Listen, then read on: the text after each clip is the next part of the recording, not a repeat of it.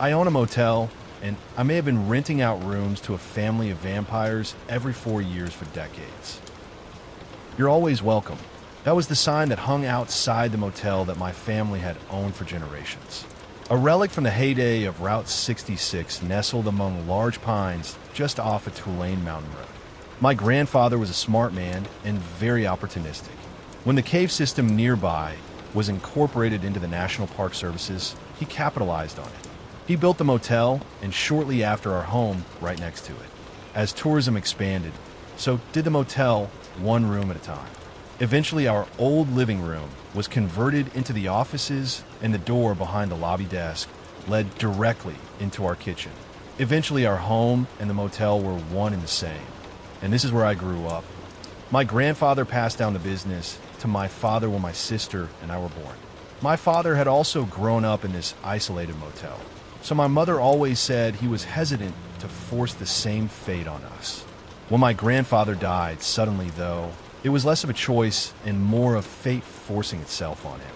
I have memories of my father talking about selling it, but that seemed to fade as we settled in as a family. Things seemed to go well for us, for a while at least. I remember this part of my childhood fondly. We lived in a place that seemed to be only described in fantasy books. My sister and I would play in the woods and wander down to the caves, where we enjoyed free admission just for being cute kids and the only locals for miles around. These were the good times. Unfortunately, shortly after my older sister's 9th birthday, she began to get sick. The doctors in the city wanted to see her often, and it was not easy for my parents to get down the mountain in our old truck. She was diagnosed with a rare form of leukemia a week before her 10th birthday. I don't remember her death, but I remember the weeks leading up to it. When the doctors informed them that there was nothing more that could be done, my parents insisted on bringing her back up to us, to the motel. They set up some machines and other medical stuff in her room to help ease the pain. I was not there when she died. My parents, for whatever reason, had sent me to my aunt's. Looking back now, I understand why. When I returned, though, my sister was gone. My mother did not take her death well. My sister's room was cleared of any trace that she once lived there, and I was not allowed to say her name. Every day, there seemed to be less and less evidence that she had ever even lived there. Eventually, my mother went so far as to remove any photo we had of her from the house. By the time I was a teenager, there truly was no trace left of her existence. I hate to admit it, but my memory of her face had even gone, but I remembered what she smelled like: soft lavender. I left the motel when I went to college and lived an exciting yet uneventful life far away from that small spot on the mountain. But as my parents grew older, they needed more help, and I felt myself drawn back into that old mountain motel. I helped them for a good part of 12 years, slowly taking on more and more of the responsibilities until I almost ran the place by myself. They still insisted on certain tasks, odd things that they were not ready to give up. The strangest involves what I have come to call the family. My memories of them stretch back to my earliest memories of the motel. They always stuck out because my parents seemed to treat them differently. For as long as I can remember, they had always visited us every 4 years, almost to the day. The family consisted of 4 adults, an older couple, a middle-aged couple, 2 teenagers, a girl and a boy, and a younger girl around the age of 11. The 7 of them were always quiet and polite, and always stayed for a week, every 4 years like clockwork. My parents had even circled the date on our calendars, always expecting them. My father made sure to have a room open, even though they never seemed to book ahead. They were almost like old friends, except for the fact that they treated us like strangers every single time. It wasn't like they didn't remember us, but more that we were inconsequential to their lives. The interactions we had with them were so brief and infrequent that if it weren't for one odd thing, I doubt I'd have remembered them. But it was that one odd thing that hung over my head, never explained but never acknowledged by my parents. Eventually I came to accept it as well, as something as ordinary as apple pie, but it wasn't ordinary. There was nothing ordinary about the fact that this family never seemed to age. They came every 4 years, and they never missed a visit. There were years, though, that I missed them, especially after my sister died. My parents would send me to live with my aunt for a bit, and it always seemed to coincide with their visit. There was over a decade where I went without seeing them until my aunt and mother had a falling out. I was never told what it was over, but I never saw my aunt again after that last visit. One time, when I was back from college, they were there, same as always, just as I remembered. They'd spend their days in their room and would leave at night, always dressed like they were going someplace special. Every evening, except for the last, I would clean the room after they left. The beds were always made, and the room was very tidy except for the ashtrays. Whoever it was, the old man I expect, smoked like a chimney.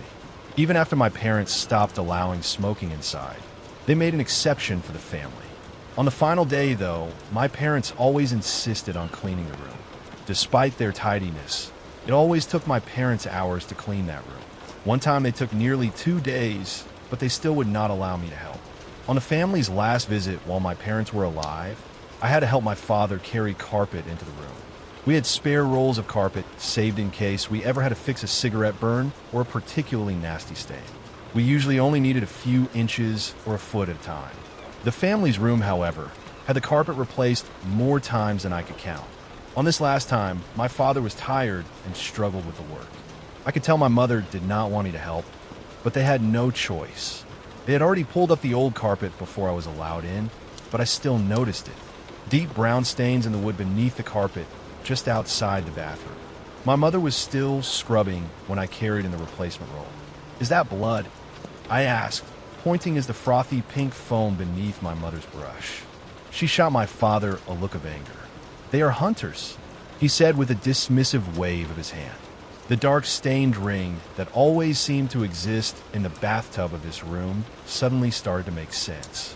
"This is a lot of blood," I said, hoping for more answers. "It was probably a big animal." My father replied, annoyed. It made no sense to slaughter an animal in a motel bathroom, but I realized that I wouldn't be getting any more answers from my father. I let it be. I figured I'd ask again in 4 years. I didn't get a chance, though, as both of my parents passed within months of each other. I like to say they died peacefully at home, same as my sister, but they did not. My father had a heart attack, and while he was in the hospital, my mother had a stroke. My father died shortly after, but my mother seemed to hold on for longer than anybody thought possible. She was waiting for something, but she never revealed what it was. She died in her sleep with an immense look of sadness on her face. As was expected, they left the motel to me. The lawyer explained that the will was very brief and uncomplicated. My parents had no money saved, and the motel was their only asset, so I was given everything. They did leave me something else, though, in addition to the burden of a family business. They left 3 envelopes with very specific instructions on when to open them. The first one was to be opened when I took over ownership of the motel. The second was to be opened in case of an emergency, namely a financial one. The third was to be opened by my aunt in case I passed away. The letter within the first envelope was brief and to the point. It explained that my parents had a long-standing agreement with the family, and it was best not to question it. They mentioned the blood, but told me to ignore it and just make sure there was no trace left after they checked out. It was very explicit that I not ask questions, and that if anybody outside of them were to ask about the family, I was to deny everything. In something I found funny and not surprising, the family's odd trait of seemingly never aging was not mentioned in the letter. After reading it twice, I stored the letter in the cash drawer and forgot about it. Shortly after my mother passed, the family arrived. The 7 of them piled out of that same old station wagon and walked together to my office. Without my parents insisting on doing it themselves, this was the first time I had actually checked the family in. The old man greeted me as if he knew me. He did not ask about my parents, and in an odd way, he spoke to me as if I had always been the one to check them in. All but the little girl seemed to watch me without expression. The little girl, however, broke away from the group and stepped around the desk and knocked on the door leading to our kitchen. None of the family reacted in any way to her actions. "Can I help you?" I asked her. "Is she in there?" She asked, almost emotionless. "It's just me now. My parents passed a few months back." I explained as I grabbed the room key. The older man took the key without acknowledgement of the fact that my parents were dead, but the little girl broke down. She began to sob and yell for her mother, but instead, one of the teenagers took her by the arm and pulled her along as they left together. Her sad eyes met mine, and for a moment, I felt an unspoken grief between us over my parents' absence. I realized it was the first time that anybody outside of myself had shown any reaction to their loss. It felt good. It made me feel less alone in this isolated little motel. I watched as the family dragged the little girl back to their room to unpack and settle in. I remembered then how my mother used to treat this little girl. She always seemed to dote on her when they would visit. After my sister's death, my mother was less than affectionate, especially to children that weren't her own. Except that is for this little girl that came around every 4 years. Their stay was uneventful, and after that night, even the little girl all but ignored my presence. They left at night and returned before morning, usually without notice. Their rooms, again, were always tidy except for the cigarettes. Before they checked out, I read the letter from the first envelope one more time. It had also mentioned that at checkout they would pay in cash and leave behind a small paper package, sealed with twine. The note instructed me to never open the parcel, but instead put it in a safe that I had no idea existed before reading the letter. The safe itself was filled with more small paper bundles tied with twine. I did as the letter instructed. Sure enough, after their final night, there was blood. It wasn't a lot of blood, but enough to cause concern. The bathtub had been filled with it and then drained, leaving behind a crimson film ring around it. The tiled floors were sticky and the carpet had soaked in whatever bled out of the bathroom. I replaced the carpet as my father had showed me and scrubbed the bathroom until no trace was left. Looking back, of course it seems suspicious now, but it was always that way with the family. I couldn't really say for sure where the blood came from, and I never wanted to ask. However, if the cops showed up one day, I'd have probably told them. But nobody ever asked, and there was never anything on news, so I just told myself the same lie. They were nothing more than a family on a hunting trip, in three-piece suits and Sunday dresses. I ran the motel without incident in the years after that, but it was not easy. I should mention that while the motel is located near a tourist spot, there is little else to attract people. In fact, we're located on what some call a dead road. Not a dead end, but a dead road, a long stretch of highway without any signs of civilization. It is one of those highways that people seem to go missing on. Ours is just one of many around the country. We once had a writer stay with us while my parents were still around. He told me that he was a true crime writer. He said that he was working on research for a book about what he called the Ring of Fire, a connection of dead roads all across the country. A giant ring of asphalt paved death. He said that lots of famous serial killers traveled the ring. His book was going to be about connecting the dots to unclaimed victims. He told me that I shouldn't worry about it though, because the dead are always faceless. It was always sex workers or indigenous folk or just drifters who lost their way. He explained that they're considered less dead to the cops, that their deaths don't mean as much as a politician or a pretty white girl. He said that he would come back through when he was actually writing the book, but he never came back and I never saw anything about his book coming out. The family, however, they always came back. 4 years after the last visit. They arrived 3 days after the date circled in red by my father long before he died. I had actually waited for them. You see, when everything seemed to shut down last year and budgets were cut, the caves closed down for the foreseeable future. Already, tourism had waned in the last few years, and it was getting difficult to keep the motel open. I was running out of options, so I opened the second envelope. Inside was another letter. It instructed me to keep the motel open no matter what, even if the guests stopped coming. It then instructed me to open one of the brown paper parcels in the safe if I was ever in trouble. So I did. Beneath the paper, wrapped tightly in twine, was a bundle of money. It was various bills stacked in no particular order, but one bundle alone was enough to carry me through a slow season. There were dozens of these paper bundles. Despite what the letter said, I opened them all immediately. The oldest ones held currency I barely recognized. It was still American, but it was long out of circulation. I had planned to stay open long enough to collect one more bundle from these familiar strangers I had known my whole life. When they arrived 3 days late, I already knew something was off, though you wouldn't have known from their usual unemotional demeanor. What I had always remembered as a family of 7 arrived as only 6. One of the teenagers, the boy, was not with them. This was not acknowledged by anyone upon check-in. The little girl stayed beside the teenage girl this time too, but her eyes were still fixed on the door to our kitchen.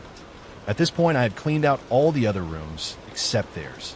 Nobody had stayed the night in weeks anyway, so I took my time with it. When the time came for them to check out, they paid in cash and handed me the brown paper parcel wrapped in twine.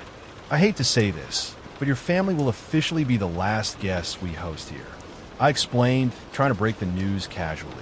The man stared at me blankly. The little girl looked up at the teenager, but the teenage girl did not react. The man did not seem upset, nor happy about it. As always, he was emotionless. "Okay," he said with a fake smile. And with that, he turned to leave. The family followed after him, but the little girl pulled away from the teenager. She stood there staring at me for a very long time. "You better hurry," I said, pointing at her family, trying to break the awkwardness. "Do you not remember me?" she asked. "Of course I do. You never change," I replied. I could see the old man out in the parking lot as he packed up the old station wagon. I saw him notice the little girl's absence. Without any urgency, he put down the bag and came to retrieve the little girl. As he approached the office door, the little girl stepped closer to the desk. "If you aren't here when we return, they will leave me. They will put me back in the caves and never return," she whispered. "What do you mean?" I asked, my mind racing. "I'm too young. I should never have been turned." Her words were cut off by the opening of the door. The old man stood in the doorway, his gaze fixed on the little girl. Neither of them exchanged words. The little girl left, but not before giving me one more pleading glance. Once they left, I waited to clean to the room. I counted the bundle of cash left in the paper parcel. It was enough to carry me 2 seasons, but more so, along with the rest, it was enough to start new life. I opened a bottle of wine and drank half before even grabbing the cleaning supplies. I knew what kind of mess awaited me in that bathroom. At least this time, I wouldn't have to replace the carpet. When I finally made it to the old room, it was morning. I opened the door and the rising sun cast a light across the neatly made beds and overstuffed ashtray. As I walked towards the bathroom, something on the bed caught my eye. Laid neatly on one of the seemingly unused pillows was a photograph. I put down my cleaning supplies and picked up the photo. It was torn on one side, so it was only half of the picture. It shouldn't have been shocking, but it did catch me off guard.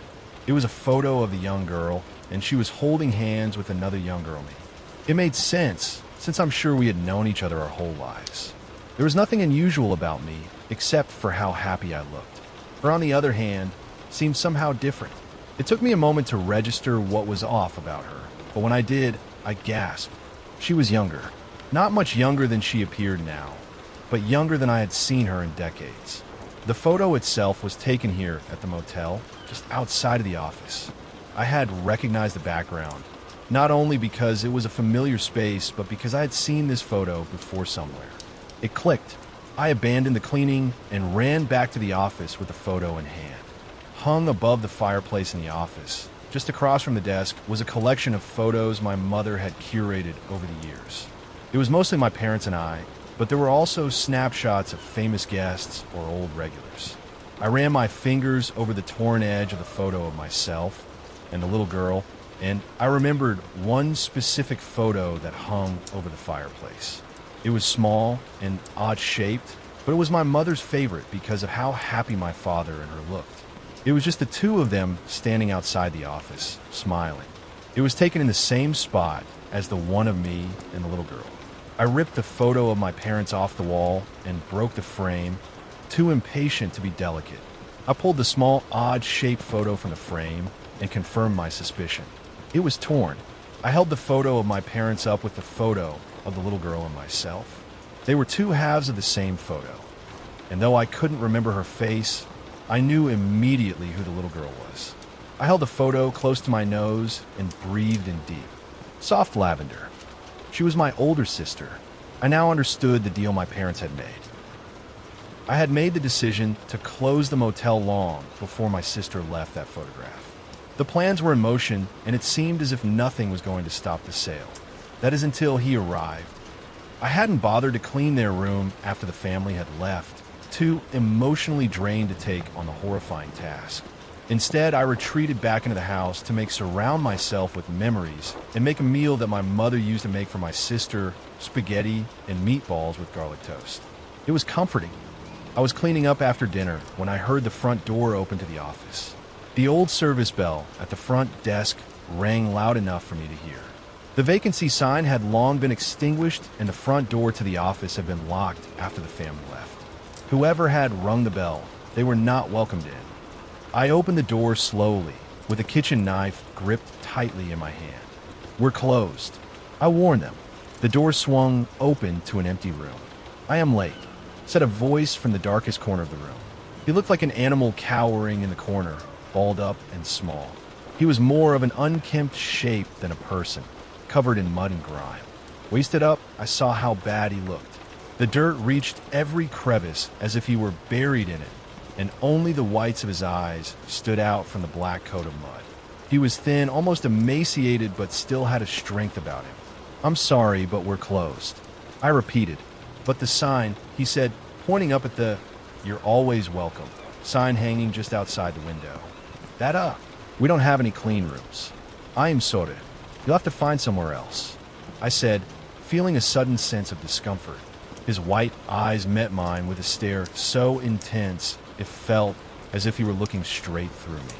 "But we already have a room," he said. His voice was soft, yet commanding and wholly devoid of emotion. It was then that I recognized him. He was the teenage boy from the family, thought thinner than I remembered. His familiar young features were caked in filth, but I knew it was him. He knew that I knew. "Have they departed?" he asked. I nodded. "Have they left me anything?" he asked, his voice finally cracking. I did not know how to answer. I wasn't sure what he meant. "Have they left any behind?" he said, sounding suddenly desperate. "I don't know," I said, pulling the room keys from their hook. "But you're welcome to check." He took the keys from my hands, his eyes lingering on my arm. It was as if he saw something I did not. "Thank you," he said, and left the office, trailing mud out the door. It wasn't until he was gone that I realized the trail of mud only led outside. That night, I could not sleep. I watched his room from my window and waited for him to leave, but once he closed that door, it seemed as though he disappeared inside. He never even turned on the light. I only left my perch long enough to make coffee, but even then I listened for the creak of that heavy old door. I never did hear it.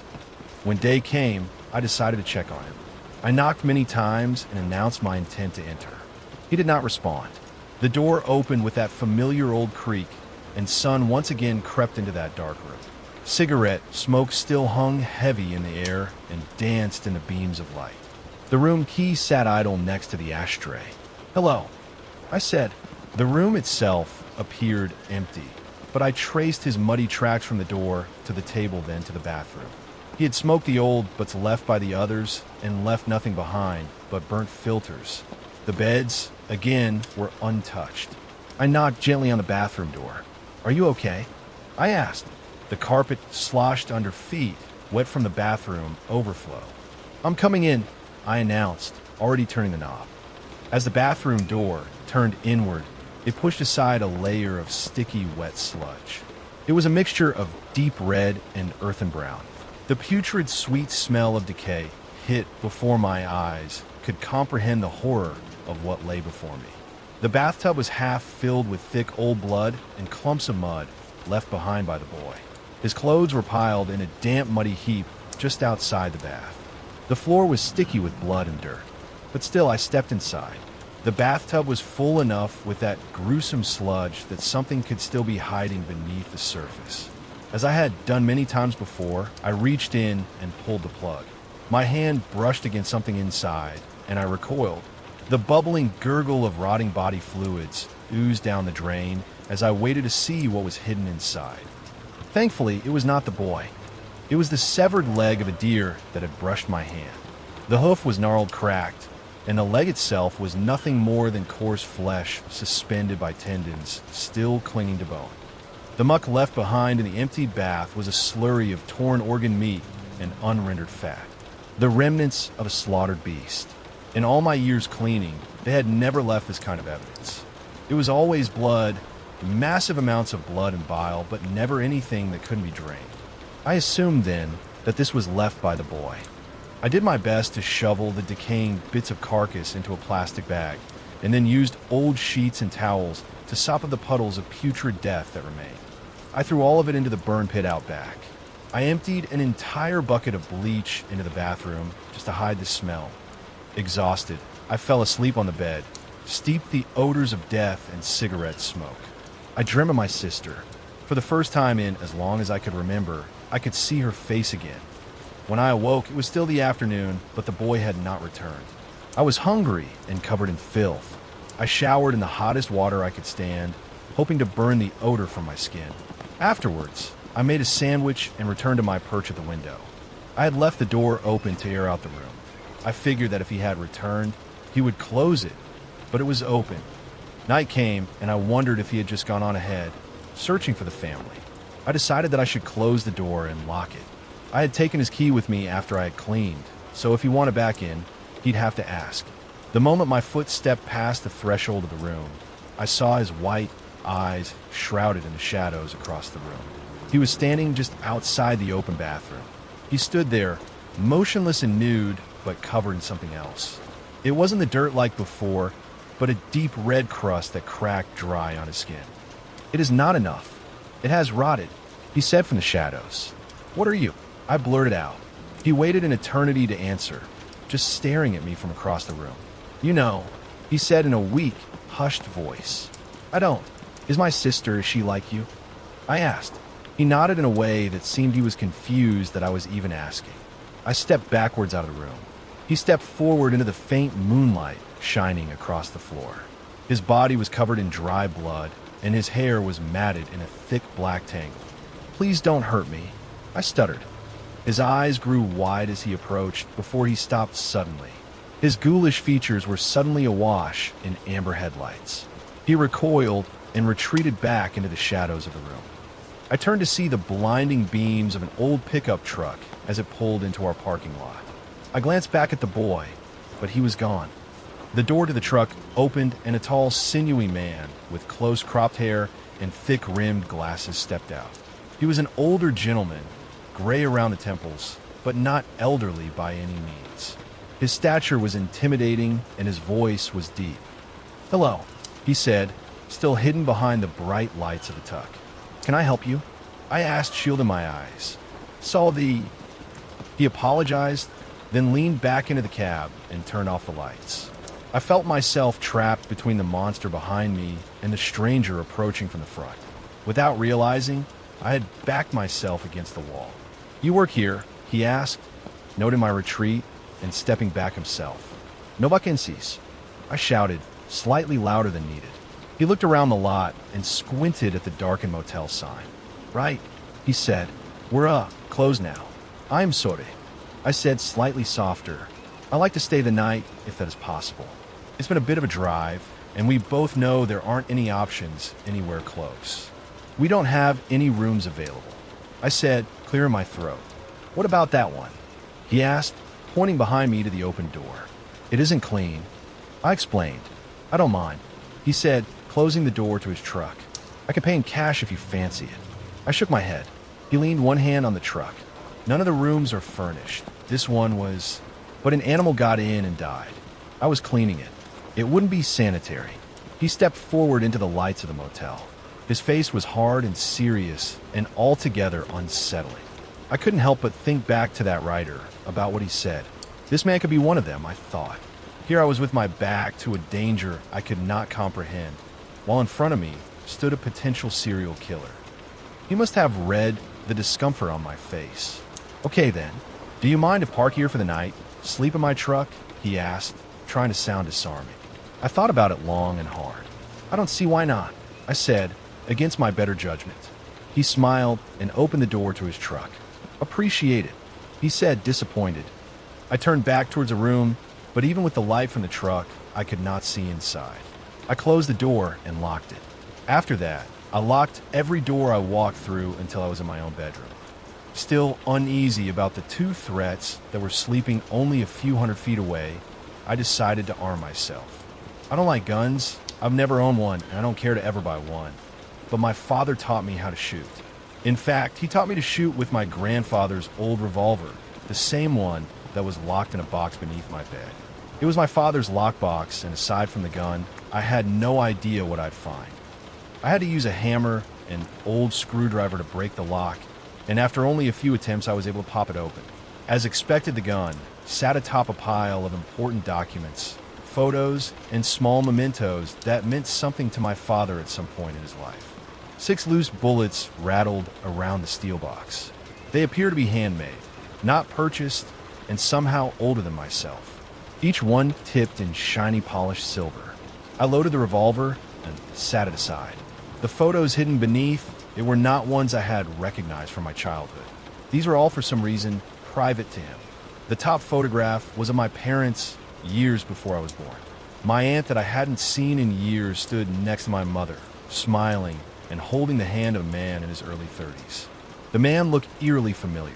He reminded me, maybe too much of the middle-aged man in the family, though the man in the photo looked too happy to be the expressionless shell I'd known my whole life.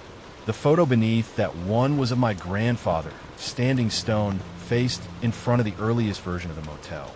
Beside him were 4 others, who were without a doubt 4 members of the family. None of them, my grandfather included, were smiling. To the right of my grandfather stood the older 2 members of the family, then the middle-aged woman and the teenage girl. The boy and the middle-aged man were missing. The photo was old and faded, but even then it was clear they looked the same as they did only a few days ago. Beneath it I found my sister's birth certificate, old bonds, the deed to the motel, and other uninteresting documents of worth. Below everything, though, was one more thing, a stiff card wrapped in the same paper the family's money was wrapped in, tied with the same twine. I opened it. I unwrapped it to reveal the backside of a photograph, newer than the others, with Chicago, 1974, written in a handwriting that was foreign to me. It was not my mother's or father's. I flipped the photo and felt a cold chill run down my spine. I saw myself, younger than I had ever seen in any family photo. I was dressed in a corduroy overalls and standing in front of an old building. The oddest thing, though, was that I was standing between 2 vaguely familiar adults holding their hands. All 3 of us were smiling. I wish I could say I was able to place their faces, but I could not. I had to assume they were family friends, but to my knowledge, my parents never had many friends, and those that did would be the ones to visit us. My entire life, my parents made the motel the priority. We had never taken a family trip together outside of a holiday weekend, my aunts. In fact, as far as I could recall, neither of them had ever mentioned visiting Chicago, and they definitely never said anything about seeing friends there. Who were these people? Where were my parents? Why wasn't my sister with me? My breath grew more rapid with each thought, and I slammed the box shut. I already had too many questions that seemed to be impossible to answer. I was not ready for more. Thankfully, the exhaustion overwhelmed my mind, and I eventually drifted off to sleep. The loaded gun sat safely on the nightstand next to me. I had even pushed a chair beneath the knob of my bedroom door. With the heavy curtains pulled closed, the sun never crept in, and I awoke very late in the morning. Even before coffee, I made my way out to the parking lot.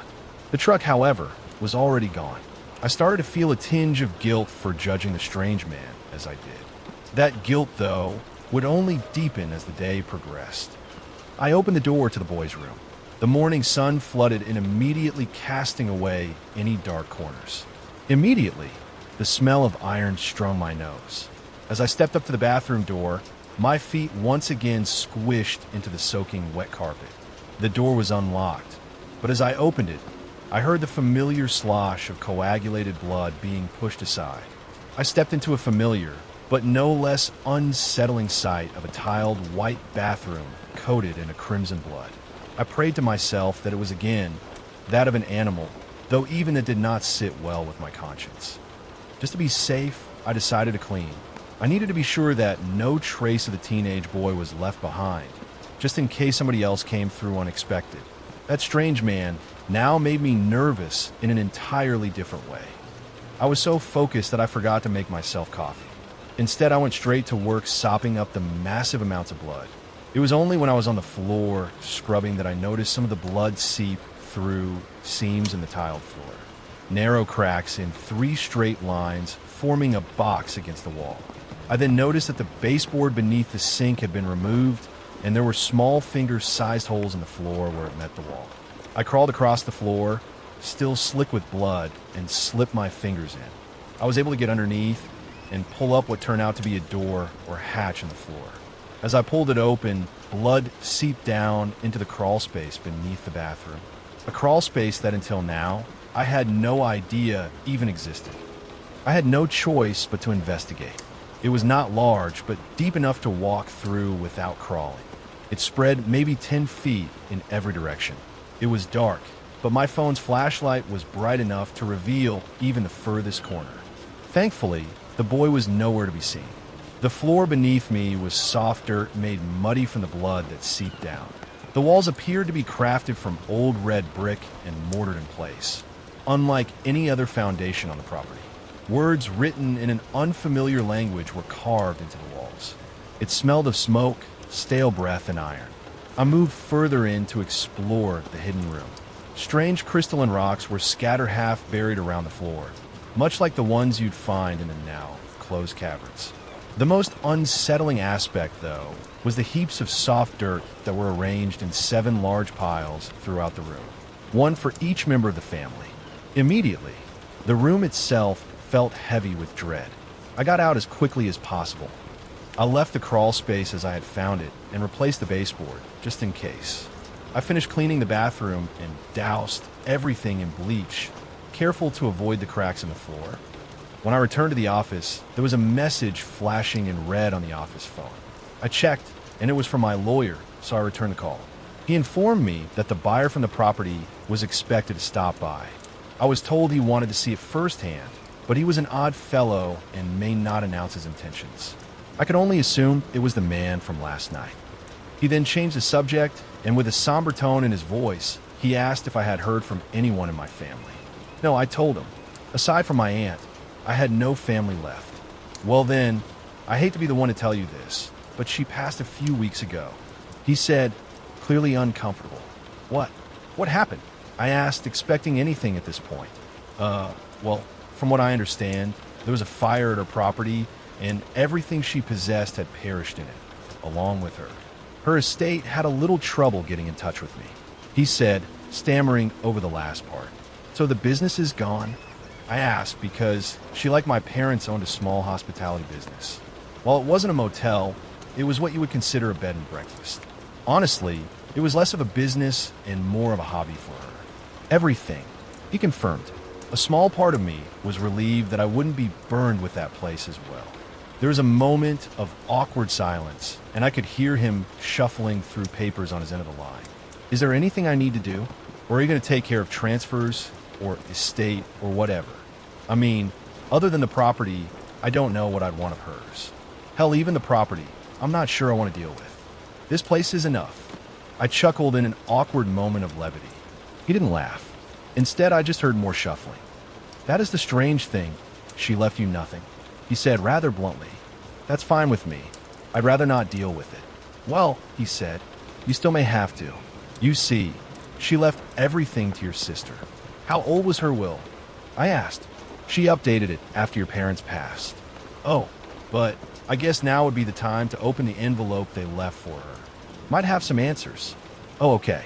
I'll do that, I said, already worrying about dealing with it all. The conversation shifted onto other aspects of the sale and what I would need to do to prepare for it. All the while, the man from last night was in the back of my mind. In an unexpected turn of events, I was hoping he would return. After the call, I tried to push it all out of my mind. The boy was gone, and as far as I knew, the man had left in the morning as well. I was alone again, high in the mountains in this isolated, lonely motel. I wasn't hungry, but I fixed myself a drink and decided to take my lawyer's advice. I retrieved the 3rd letter left by my parents from the cabinet where it had stayed since the day he dropped it off. Carefully, I tore open one end, even folded. I could see through the thin parchment that the message was brief, but it was undeniably written in my mother's handwriting. It said, I fear they're no longer the ones we loved. Burn it down. Burn it all down. Those words rung clear in my heard, as if my mother were whispering them in my ear. Trust me, I wanted nothing more than to be done with this, the motel, and the family. But there were some things I just couldn't let go. I started to worry that if I sold the motel, other secrets would be revealed. Dark secrets. Damaging secrets. I could fill in that pit below their room. But what else was hiding on the motel grounds? I had no choice but wait for the sale to either go through or fail. In the meantime, I packed up what I could from our old family home. Every photograph of my parents now felt different, less genuine. Why would they keep so much from me? I asked out loud to a room of family artifacts and meaningless mementos. Nobody answered me. 2 days passed, and I waited for either the boy or the man in the truck to return. Instead, the first car to pull into my parking lot was that of the local sheriff. My body tensed, and my mind went to the room and the blood-soaked carpet that I never replaced. I questioned whether or not I'd actually be honest if he asked about it. Yes, of course I would be. I had nothing to hide. I knew nothing. Nothing except for the fact that I'd rented rooms to soulless, immortal creatures that somehow acquired gallons upon gallons of blood without notice. I began to doubt my own composure. I waited at the open door to the office while he sat in the cruiser for 10 minutes or so. I wasn't sure if he saw me or not, but regardless, I held my ground. I noticed a little too late, my cleaning supplies abandoned in the lobby next to gallons of bleach. The cruiser door slammed shut and snapped my attention back to him. As he approached, he scanned the surroundings, taking note of the unlit vacancy sign. He turned back and registered the curtain-less windows of each emptied room. That is, of course, except for the families. Afternoon, he said with the tip of his hat. What can I do for you? I asked, as friendly as possible. He removed his shades and peeked over my shoulder into the lobby, wondering if I could have a moment of your time to ask some questions. He said with a smile, regarding, well, he turned back to the mostly emptied rooms. You have any guests recently? He asked. Closed down a few weeks back, unfortunately. I said, trying to hide my anxiety. That's not what I asked. He said, smiling again, but this time with menace. Salty. I apologized. I don't mean to be rude or nothing, but we know Bill Henley was on his way up here a few days back. Just wondering if he made it. Sorry, don't know him. I said, hoping to end the conversation there. You don't know the man who was fixing on buying your place? He asked, again looking back at the family's room. Oh, him. Yeah, him. He said, prying for more. My lawyer handled it all. I didn't meet him. Elite. Not even when he stopped here for the night. He asked, showing his cards. I swallowed hard. I wanted to tell the truth, but I wasn't ready for what came with it. Oh, did he drive a truck? I asked. He did. Then yes, I saw it. Parked it over there. I said, foolishly pointing towards the room. The sheriff turned to the room, to the parking spot, to my secrets. He took out a notepad and began to write something down. But he didn't stay with us. We were closed, so he slept in his car. I think. I stuttered. Think, he asked, looking back to me. I didn't see him leave. But yeah, he was here for a bit. If, the truck belonged to him and all. I said, fumbling over my words. It did. He said, putting the notebook away. Mind if I take a look around? Of course not. I said, the words tumbling out of my mouth before my mind could stop them. I stepped aside to sort of lead him into the lobby, away from the family's room. Immediately, he took notice of the cleaning supplies and the bleach. Is there a problem? Is he okay? I asked, regretting my words immediately. The sheriff's gaze lingered on the bleach for a very long time. He then turned his attention back to me. I could see his mind working over something, thinking. Suddenly, it felt as if the air in the room shifted. His entire demeanor changed, and I felt an aura of warmth from him. He shrugged and cracked a smile. Well, I figure it's going to be on the news soon anyway, if it ain't already. What? I asked. Well, nothing good, that's for sure. That truck you saw, they found it about 200 or so miles west of here. Off the 80, all the way out there. What was he doing? I asked, feigning surprise. Well, we don't know. We don't know where he is. He said, his gaze drifting now to the knickknacks and photographs. Oh, that's not good. I don't like that. I said truthfully, you really ain't gonna like the next part. That buyer of yours has a lot to answer for. Like what? I asked, cutting him off. Well, the body they found in the cab, burned to a crisp, abandoned. He said, picking up a photograph of myself and my parents. I thought you said he was missing. You sure it wasn't him? I asked, trying to find something to do with my fidgeting hands. Too young, too small to be him. Best we can recon, it's a young man they found. No ID though. 𝐁𝐞𝐞𝐧, he said, looking hard at the photo. These your parents? I nodded. He looked back at the photo, then back at me. Biological, he asked. I'm told I look more like my grandparents, really. I said. He smiled and returned the photo. I believe he then looked for photos of my grandparents, but there were none. We stood there trapped in a long, awkward silence. I motioned toward the kitchen door behind the front desk. Did you still want to look around? I asked, try to lead him. Nah, maybe later. Just needed to confirm he was here, really. He said, making his way back outside. I followed. Okay, well, thank you for stopping by. I said foolishly. He paused at the door, acknowledging my awkward statement. Then I saw it again, his mind working. He put his sunglasses back on. He was alone here, you said? He asked. I thought hard. What did I tell him? Did I slip? I couldn't remember. I don't know. I said. He looked at me as if he could tell I was lying. Could have been someone else in the truck. It was dark. Can't say for sure. I stammered out. He nodded in acceptance. Thank you for your time, he said. And with that, he was gone. But as he drove by the only remaining curtains still hanging in the motel rooms, he made a point to slow and look as he passed. I waited until he was out of sight and then ran back home as fast as I could. As soon as I reached the bathroom, I vomited. My nerves were a tangle of anxiety and guilt. I knew that the body they found had to belong to the teenage boy, but what about the man? He was either still alive or still here. I searched the motel grounds for any sign of the man or other secret spots. I wandered past the property line into the clearing, and with the sunlight beating down on me, I had an epiphany. The teenage boy was on his way to another place like ours. A sanctuary. He would never have let himself get caught outside like that. Not on purpose. In all my years of knowing the family, I had never seen them at any time close to dawn or dusk. They were experts at avoiding the sun. Wherever he was going, he couldn't have been far from his destination. I knew what I had to do. I had to find their next stop. I had to know if it was anything like the motel. And if it was, how? Why? Could there be more of those earthen rooms cluttered with crystals and softer, covered in strangely written runes? I had to know. I packed what I could into my small car and locked up the motel. Before I left, I made sure to reload my grandfather's gun and place it in my bag, which I then placed on the passenger seat. I wasn't sure what I was looking for, but I was fairly certain that if I found anything, I had to be ready. The drive was long, but I drove slowly. I kept an eye out for any building or structure that could hide them. Luckily, the highway was an extension of the one that the motel sat on. It was another dead road, a long stretch of nothing, so spotting anything would be easy. As I passed the 200-mile marker, I slowed to a crawl and leaned over my steering wheel. An old barn crept into view around the 220 mark, and I knew it had to be there. It was the only building within miles.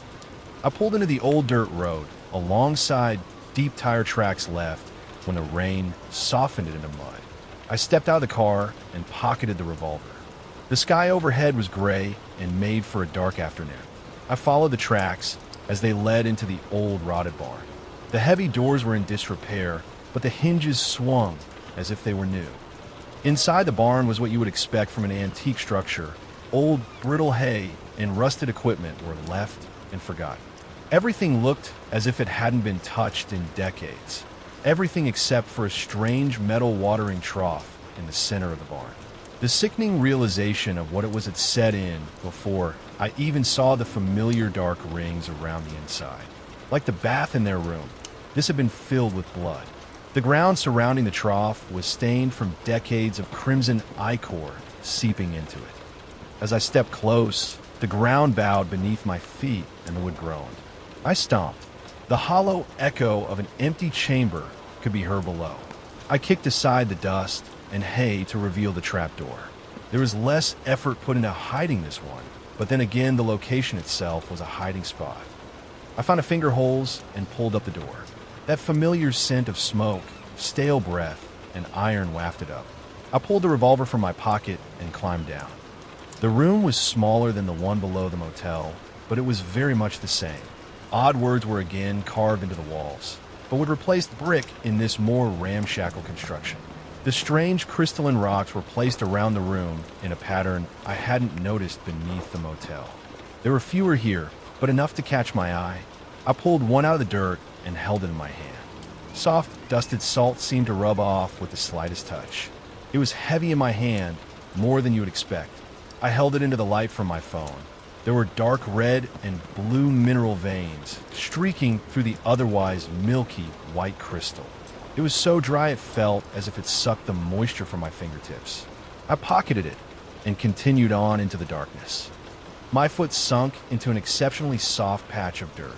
I realized I was standing on one of the earthen mounds, same as the 7 in the motel chamber. One, however, was unlike the rest. The dirt was discolored and more dry than the other mounds. There was also a fleck of white protruding just beneath the gray, unfertile soil.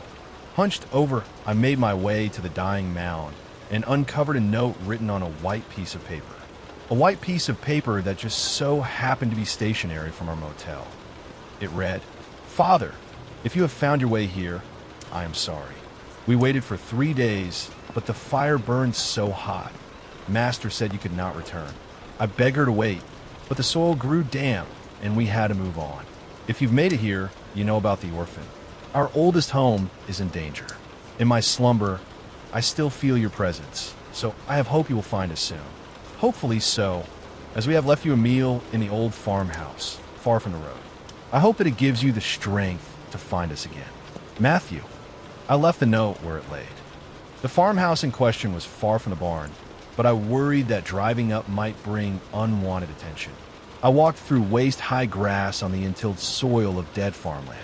This plot of land had been long forgotten. The house itself was in better condition than the farm, but not by much. It had been lived in recently, but how recent I couldn't be sure. It was far from the highway and isolated in a way only rural homes can be. I approached from the side of the home and peered through the dust-covered windows. The decor had a timeless, untethered look, and it was unclear if it had been abandoned for years or if the residents just had peculiar taste. Regardless, I saw no signs of movement inside. I thought about entering through the window, but caught myself and did the rational thing. I knocked on the front door. I thought I heard a brief flurry of restrained movement somewhere inside the house. My hand went immediately to the revolver. My voice was knotted and stuck in my throat. I swallowed hard and tried to call out, but my nerves wouldn't allow it. Instead, I reached out for the doorknob, and the moment my fingers made contact, the door drifted open. It felt as if I were being invited inside. My shoes slipped slightly on an old pile of mail stacked up from years of neglect. Some were postmarked from as far back as the late 90s. My first instinct about the decor was correct.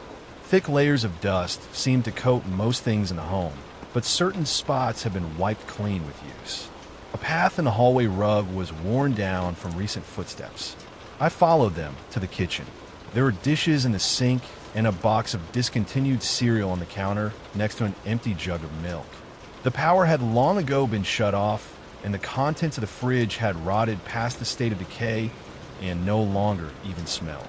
The ashtray on the kitchen table, however, was packed full of fresh butts. A single unsmoked cigarette was left next to a matchbook. One thing became obvious. The meal was not left in the kitchen. "Hello," I called out, adjusting my grip on the revolver. A metallic rattle and a pained moan came from somewhere in another room. I stepped carefully in the direction of the ghostly noise. I could hear a subtle, rhythmic tapping coming from behind the door of a room at the end of the hallway.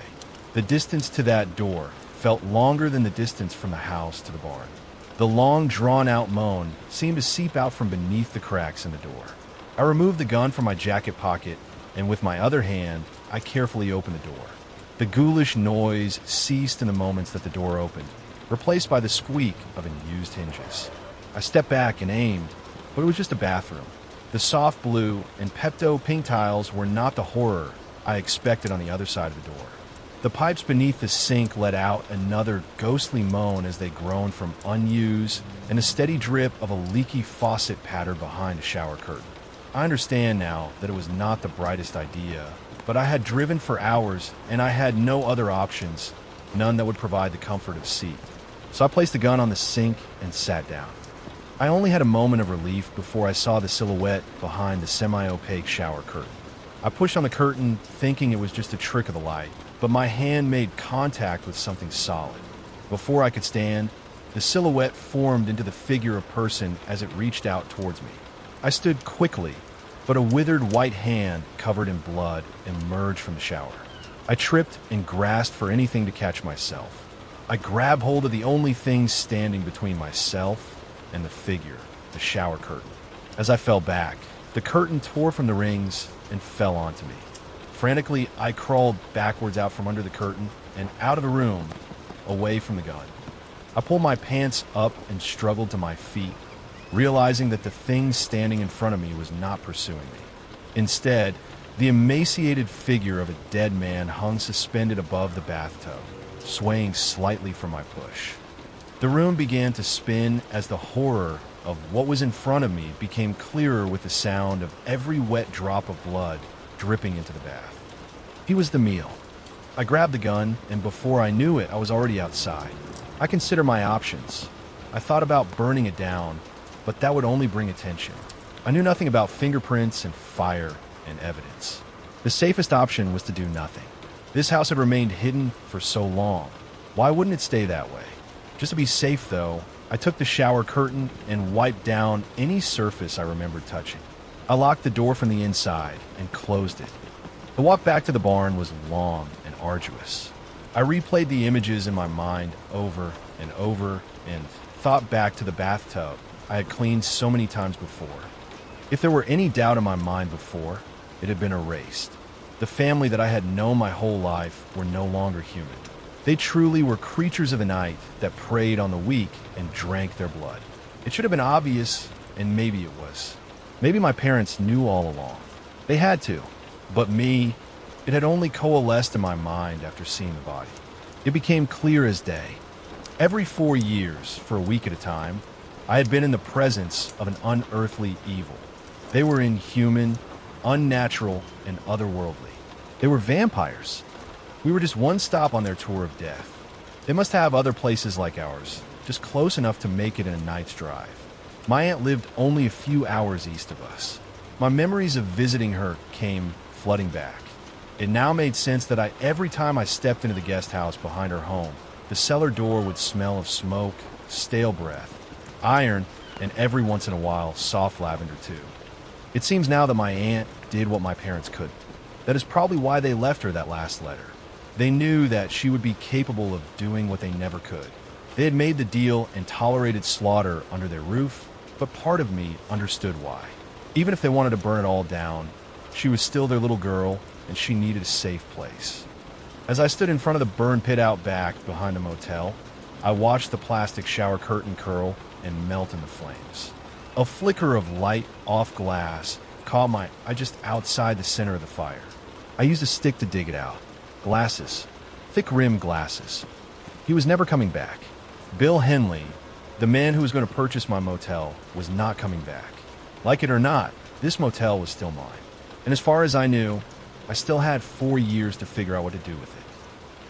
Over the next few days, I was little more than a ghost haunting the motel grounds. I drifted from room to room, trying to cobble together a purpose. I had quickly realized that I was bound to this property, and whether it was an ancient family curse or a legal contract, I was supposed to stay here and maintain the property. I felt obligated to protect my sister, even if she barely resembled the little girl I remembered. My mother, for all her faults, had done what she could to protect her daughter, working over the events in my mind and recounting the visits of the family. I had come to the conclusion that my parents had made a deal to save my sister. I remember her illness. I remember her withering away before my eyes. She was going to die. It was a fact, but somehow she didn't. She continued living as an eternal child, cursed to walk in ever-evolving earth as she herself was frozen in prepubescence. They had changed her, and I was determined to figure out how. I looked for clues in my father's old lockbox, but found little more than unfamiliar photos and documents that no longer had any relevance. One thing that stood out, though, was an early memento that my grandfather had kept. It was the first brochure for the cave system. If not for the scribbled red circle on the map, it may have been worth something. I spent an entire day sifting through the dirt in the space below their room. The soft earth that filled their mounds was starting to change. With the exception of what I assume was the teenage boys, the dark earthen mounds were starting to dry and crumble. The boys' spot was still dark with a fresh dampness about it, though it grew more dry and brittle with every passing day.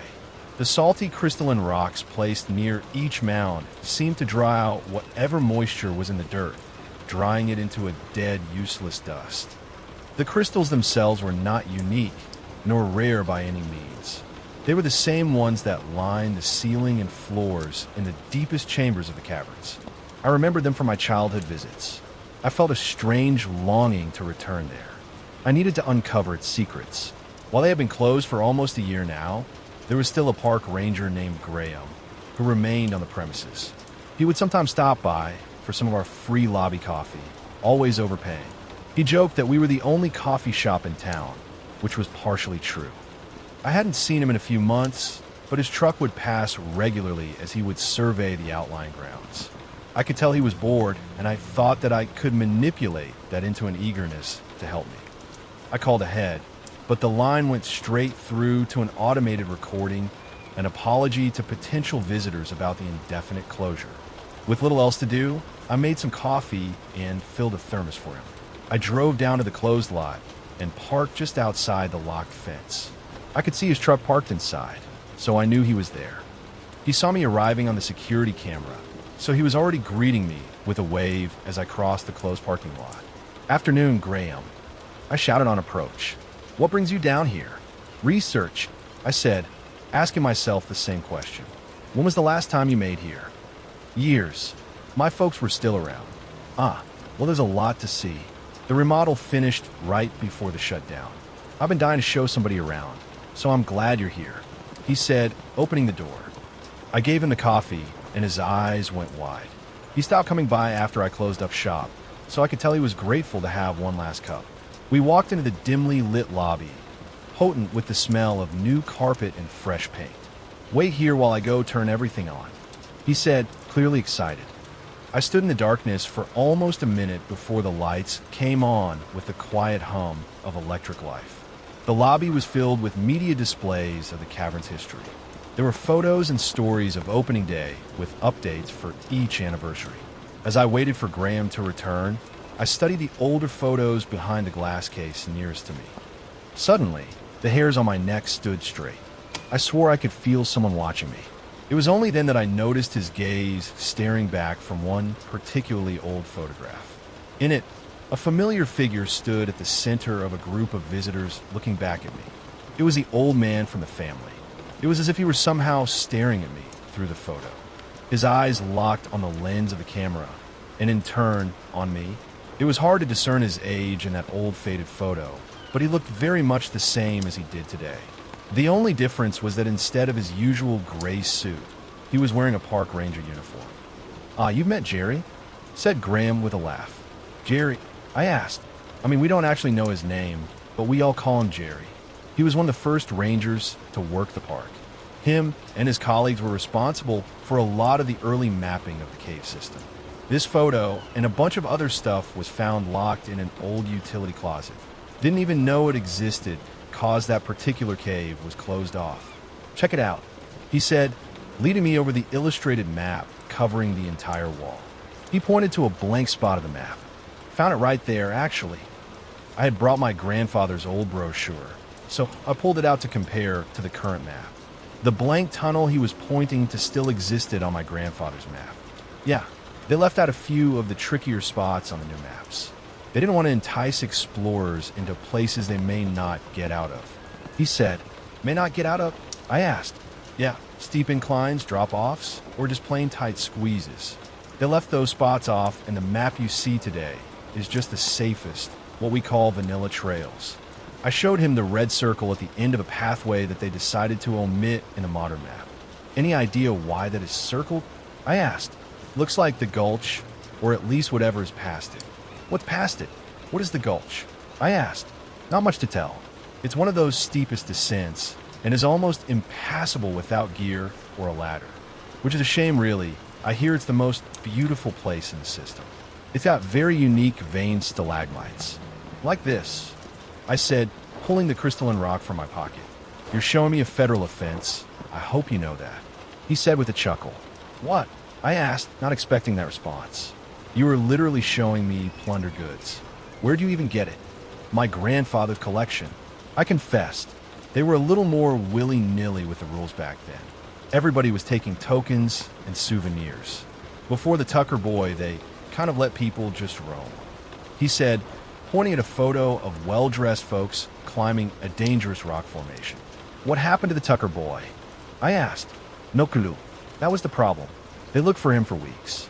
He was visiting with his wife and son and went missing, well, right around the gulch actually, which is why it's not on the maps. He said with another educational chuckle. I thought you said he was a boy. 18, but he was married with a son. Times were different back then. Graham walked over to another glass case, away from the main display.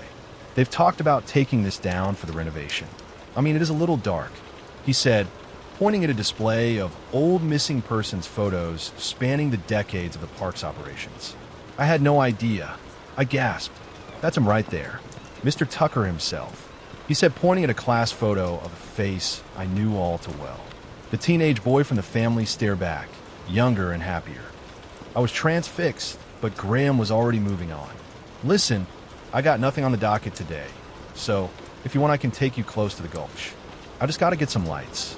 He said, already on his way to get the back room. As I waited for his return, I made my way to the elevators that would bring us down into the caverns. The gift shop was located just across from them, so it would be the first thing visitors would see when they resurfaced. Cheesy t-shirts, postcards, and other junk were crammed into the small space. The entire shop seemed to be designed to frame a bookshelf filled entirely with copies of a history book about the caverns. Curious, I opened the book and flipped through the first few pages. It was as if the old man were haunting me through time itself. Again, his blank stare caught my eyes immediately. Looking out from a full-page photograph of a staff photo inside the largest chamber of the caverns. It was labeled as October 23rd, 1924, 1 year after opening day. Even in his friendly park ranger uniform, his presence was so chilling that I almost missed her. Holding the hand of the old man was the teenage girl. She looked very much the same, but thinner and more gaunt. My attention was suddenly stolen by the cluttered clank of Graham approaching with his gear. Did he have a daughter? I asked, pointing at the photo of the old man. Graham leaned over to give a half-involved glance. Like I said, we don't even know his real name, he said with a half shrug. He then walked over and hit the button for the elevator. His excitement was doing nothing to soften my growing anxiety over the photographs. The ride down took longer than I remembered, and my ears popped from the pressure change as we descended deep underground. As soon as the elevator doors opened into the first chamber, Graham disappeared into the darkness. Wait here, he said, stepping out. I followed but stopped right outside the elevator. The dim emergency lights cast haunting shadows across the cavern walls. It was just enough light for Graham to navigate without his flashlight. I could hear nothing but his footsteps and the muffled silence of the stale cavern air. When he reached his destination, his footsteps ceased and the silence settled in. To my right, I heard a distant flutter and what I thought was a faint screech. A loud mechanical click signaled the lights, turning on and filling even the deepest corners of the cavern with comforting light. Graham returned, and with a wave, he ushered me to follow him.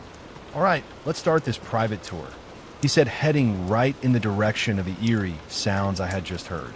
There's no creaky plumbing down here, is there? I asked, remembering the sink in the old house. No, all creaky sounds are natural cave occurrences. He joked. I hoped. I followed him anyway. The walk through the main chambers and less traveled paths was long and filled mostly with small talk. Graham lamented on the fact that reopening wasn't guaranteed, despite the money they spent on the remodel. He truly loved the caverns and couldn't see himself doing anything else. People would die for this gig. It's the creme de la creme of park service posts. I realize how lucky I do have it. He said it with a tinge of real sadness. It became obvious that we were reaching the end of the modern map because the lights started to stagger more with longer distance between each light. The fixtures themselves were older than the rest, and some were entirely out, creating breaks of darkness in the already dim cavern. Each time we reached an old iron gate, he would search a massive key for the one out of dozens keys that would open it. Eventually the lights no longer lit our way, and he switched on the lamps and handed me a helmet. I probably should have given you this earlier, but these low ceilings make it a necessity now, he said with a smile. I followed behind in a half-crouch as he pointed out interesting geological sites that have been hidden from the public for decades. I noticed that some of the cave walls were starting to display that same dark red and blue mineral veins as the crystals I had collected from their chamber. "What's that?" I asked, pointing to rune carvings I recognized from a room below the motel. "No idea what it says. Old-timey graffiti, I guess," he assured me. As the ceiling and walls seemed to close in around us with each step, the warm air seemed thicker as well. I felt as though it was getting difficult to breathe, and my back was stretching to ache from the unnatural posture. Graham must have sensed my discomfort. "It opens up a little bit further ahead. We're almost there," he said, trying to comfort me. He was right, and as soon as we reached the next chamber, the air seemed to grow colder as well. The floor that had until now been paved with a gripping cement had given way to the cavern's natural floor, a slippery surface that felt very much like sandstone. "I present the gulch," he said while grabbing a hold of my jacket to prevent me from passing him. He switched on a very bright lantern and lit up the enormous room. My breath left my lungs as I noticed why he had grabbed a hold of me. The steep drop-off was only a few feet ahead, and it was more of a cliff than an incline. It dropped down maybe 20 or 30 feet into a lower tunnel that led into further darkness. "Where do we get down?" I asked, leaning forward to get a better look. "We don't. Tour stops here. If we so much as sprained an ankle, we're pretty much done for. No self-service. Nobody knows we're here, and nobody will come looking for weeks. That level of irresponsibility would cost me my job," he said, finally serious. But his adherence to the rules went out the door when we heard that haunting sound. A faint cry echoed out from the darkness past the gulch. "Do bats make it down this far?" I asked, my voice shaky and afraid. I watched his mind wrestle with the possibilities as he shook his head slowly. "Then what was that?" I asked. He turned to me, his eyes wide and afraid. He shook his head again, as my own voice echoed down the cavernous path ahead. The sound ceased as if hearing me. In those brief moments of silence, when we still shared a doubt that we had heard anything at all, I could feel him pull my jacket to lead me back out. But then we heard it. "You've returned?" asked a voice from the distant darkness. It sounded like an echo without a voice to reflect. I could feel Graham's body tense and stiffen with the acceptance that what we heard was very real and not from our own imaginations. "What have you brought me?" it called out, vulnerable and afraid. "Nobody should be down there." "How did you get down there?" Graham asked as if he wanted an answer from himself and not the ghostly voice below. There was a moment where neither spoke. It was as if both of them were working out what to say next. "Who's up there? Please help," it said, the voice now small and almost childlike, more vulnerable than before. "I'm a park ranger. I can help you," he said, and I realized that it was now me holding onto his jacket, trying to hold him back. "Stay where you are," he called out to the childlike voice in the darkness. He turned to me with a look of defeat or unwanted heroism.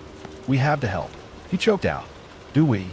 I asked as he moved past me to an old metal utility trunk just to the right of the room. As he struggled to find the key that opened the trunk, I peered into the darkness looking for any sign of movement.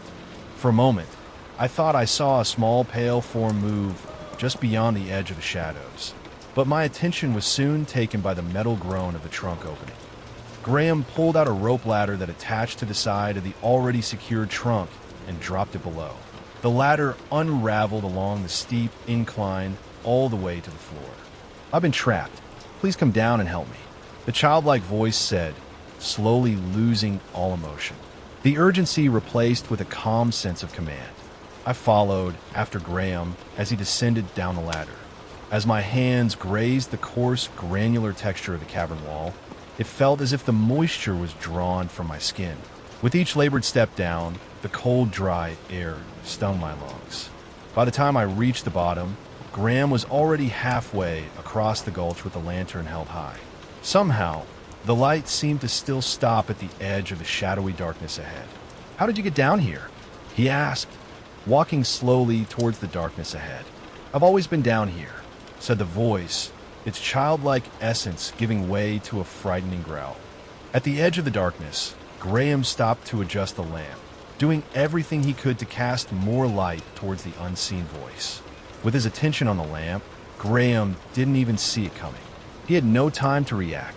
A pale white figure emerged from the darkness and skittered across the cavern floor, grabbed Graham by the ankles, and pulled him to the ground. The lantern shattered on impact.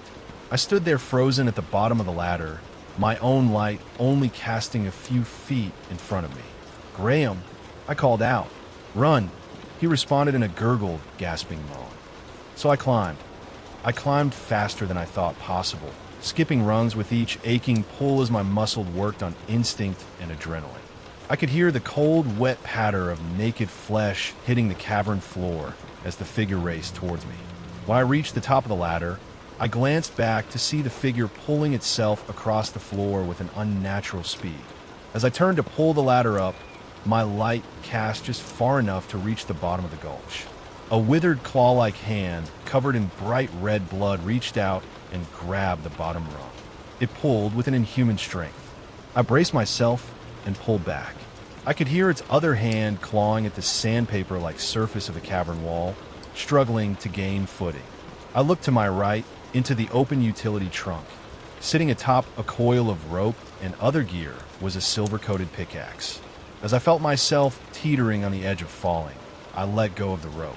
I grabbed the pickaxe, and in one fluid motion, I swung hard, severing one side of the rope ladder. But still, it climbed, the shriveled torso of a ghost white child covered in Graham's blood. It looked up from below with soulless black eyes. There was no fear, only hunger. From its waist hung long strips of withered flesh and mangled bone, what I assume were once its legs. The creature made it halfway up the ladder before I swung again, fraying the remaining side of rope. The creature did not slow, undeterred by my pickaxe.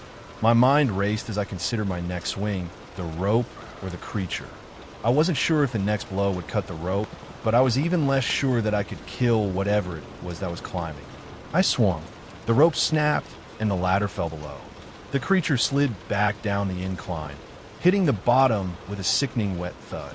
I waited with bated breath as I listened for movement. I called out hopelessly into the darkness. "Graham, he is no more," said the voice from directly below. I swallowed hard and held my lantern over the edge. As the shadows crept back, they revealed the creature below. I expected a crumpled, broken mess from the fall, but instead, there it was staring up at me, unfazed. Though its resemblance to a human was slight, I could see aspects of the family in its emotionless stare and pale, waxy skin beneath wet red blood. The naked figure was child-sized, but its limbs and features were distorted, odd and long. Its bulbous, veiny head held two bulging black eyes with thin lips that barely restrained sharp, jagged teeth. It looked as though it may have been human at one time, but its form now was nothing more than a legless, emaciated ghoul with dry and withered skin. Its few remaining strands of hair were matted down with wet blood. "Will you please help me out?" it asked. "Why are you down here?" I cried. "They took my legs and left me to rot," it said, with its shark-like eyes locked on mine. "Who?" I asked, already knowing the answer. I gave her the gift, but she turned on me. "I can give you gift too, if you help me up," it sneered. "How?"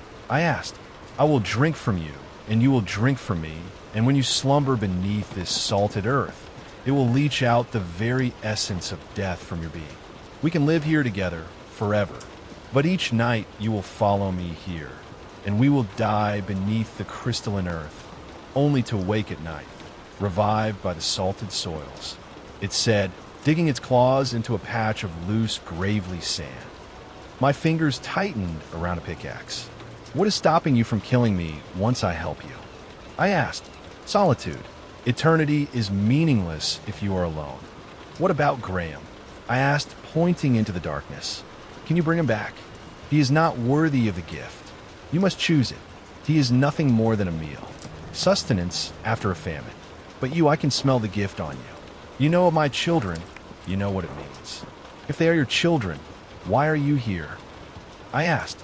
She accepted the gift, and we lived for years, preying on the weak that wandered into our realm. And then he arrived and stole her attention from me. When she gave him the gift, he convinced her to leave our home. When I refused to let her go, he took my legs, and they left me down here to starve. But as I said, death does not come easy down here. Not for us. If I help you, you can make me like you? I asked, my voice shaky and unsure. Yes. It smiled. I looked down at the silver axe in my hands. I thought back to the silver-tipped bullets in my grandfather's box. He must have known. This pickaxe was here for a reason, coated in shimmering silver. I knew what I had to do. I tied off the coiled rope in the box and dropped it down. The creature quickly grabbed hold and pulled itself up, one clawed hand over the other. It climbed as its mangled lower half dangled below. I stepped back and readied myself. As the creature crested the incline and pulled itself onto my level, I raised the pickaxe high over my head. Quickly, I brought it down on the creature's skull with a sickening crunch. I let go, and the blood-covered ghoul fell forward onto the ground in front of me. Slowly, it turned its head, and the black, expressionless eyes locked on mine. Silly, silver slows, but cannot kill us. It smiled, baring its rows of sharp teeth. As it wrapped its sickeningly long fingers around the handle of the axe, I reached into my pocket. It pulled at the handle, trying to free the pickaxe from its head, too focused on what was in my hand. I lurched forward with the only weapon I had left, the sharp crystalline rock. But the creature was fast and swiped at my feet with an incredible quickness, just as it did with Graham. I fell backwards hard and hit my head on the rocks, but the helmet saved me from an almost certain concussion or worse. I was still woozy when the creature climbed on top of me, the pickaxe still embedded in its skull. With one arm, I fought it back, holding it by the neck. With the other, I gripped crystalline rock. With its face only inches from mine, I closed my eyes and plunged it into the creature's chest. Almost immediately, the skin around the puncture withered and cracked as the rock leached the life from the creature. I pushed it off of me and crawled backwards. The creature's blank stare gave way to true horror as it looked down at the fatal piercing blow. Confused, its hands weakly clawed at the embedded stone. I stood up and removed the axe from its gill. Again, I raised it high and then brought it down hard. This time the skull collapsed beneath the blow. Its flesh crumbled in decay until nothing but dust and blood sat before me, soaking into a sludgy mess. Confident that I had ended this ancient evil, I pushed curdled blood and mud flesh into the gulch below. I then used the rope to climb back down into the gulch, unwilling to take the creature's word that Graham was gone. As I stepped into the darkness, the ground squished beneath me. I directed the light to my feet and the massive amounts of blood that surrounded them. I found Graham only a few feet into the darkness. His body was cold, but I could have sworn I still felt a pulse. Blood oozed from large gashes in his throat, stomach, and arms. Still, I had to try. He was heavy, but I managed to drag him all the way back to the rope. It was only then that I had the realization that there was no way I could get him out, not on my own. By the time I could find help, he would surely be dead. And if he were dead, I would have to explain why. The creature that inflicted his wounds was nothing more than blood-soaked dust, which made for a poor explanation. They would ask how I found him, what happened, and how he could have lost so much blood without a jagged rock in sight. I stood there watching his blood slowly ooze out into the grainy sand beneath, mixing with the discolored sludge of the creature that had killed him. I made peace with my only viable option. I would leave him here and hope that by the time they found him, it would look like he fell climbing down. I didn't want my friend to stay here forever, but just long enough to not incriminate me with defensive wounds. I knew that he would understand. We both witnessed an unnatural evil, and there was no way anybody else would believe it, not without evidence. I pulled my crystalline stone from the bloody muck and stuffed it back into my pocket. After I said my goodbyes to Graham, it took me hours to find my way back out of the caverns. Back in the gift shop, I cleaned myself up and did my best to remove any evidence I had visited. I even returned the helmet to the rack after wiping away any trace of blood.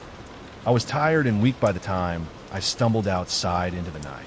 I drove home in a daze and barely remembered crawling into bed. The days that followed were heavy with guilt and sorrow. Graham lost his life because of my foolish actions, and even though it meant the evil down was finally gone, I couldn't help but wish it was me instead of Graham that was still down there, rotting, waiting to be found. On the third day after the events in the cavern, I was awoken mid-afternoon by a knocking at the office door. I expected to open it to a weary traveler, but instead I found myself face to face with the sheriff. He lowered his sunglasses and cut right to the point. "Mind if I come inside? I got questions about I have a feeling you might know something." "Sure," I said, breathless and already worried. I let him inside the office, and he made his way over to the check-in desk. He pulled out a tablet from under his jacket and set it down. "You're familiar with Ranger Graham Nilles?" he asked, his brow furrowed. I glanced at the coffee counter in the lobby and nodded.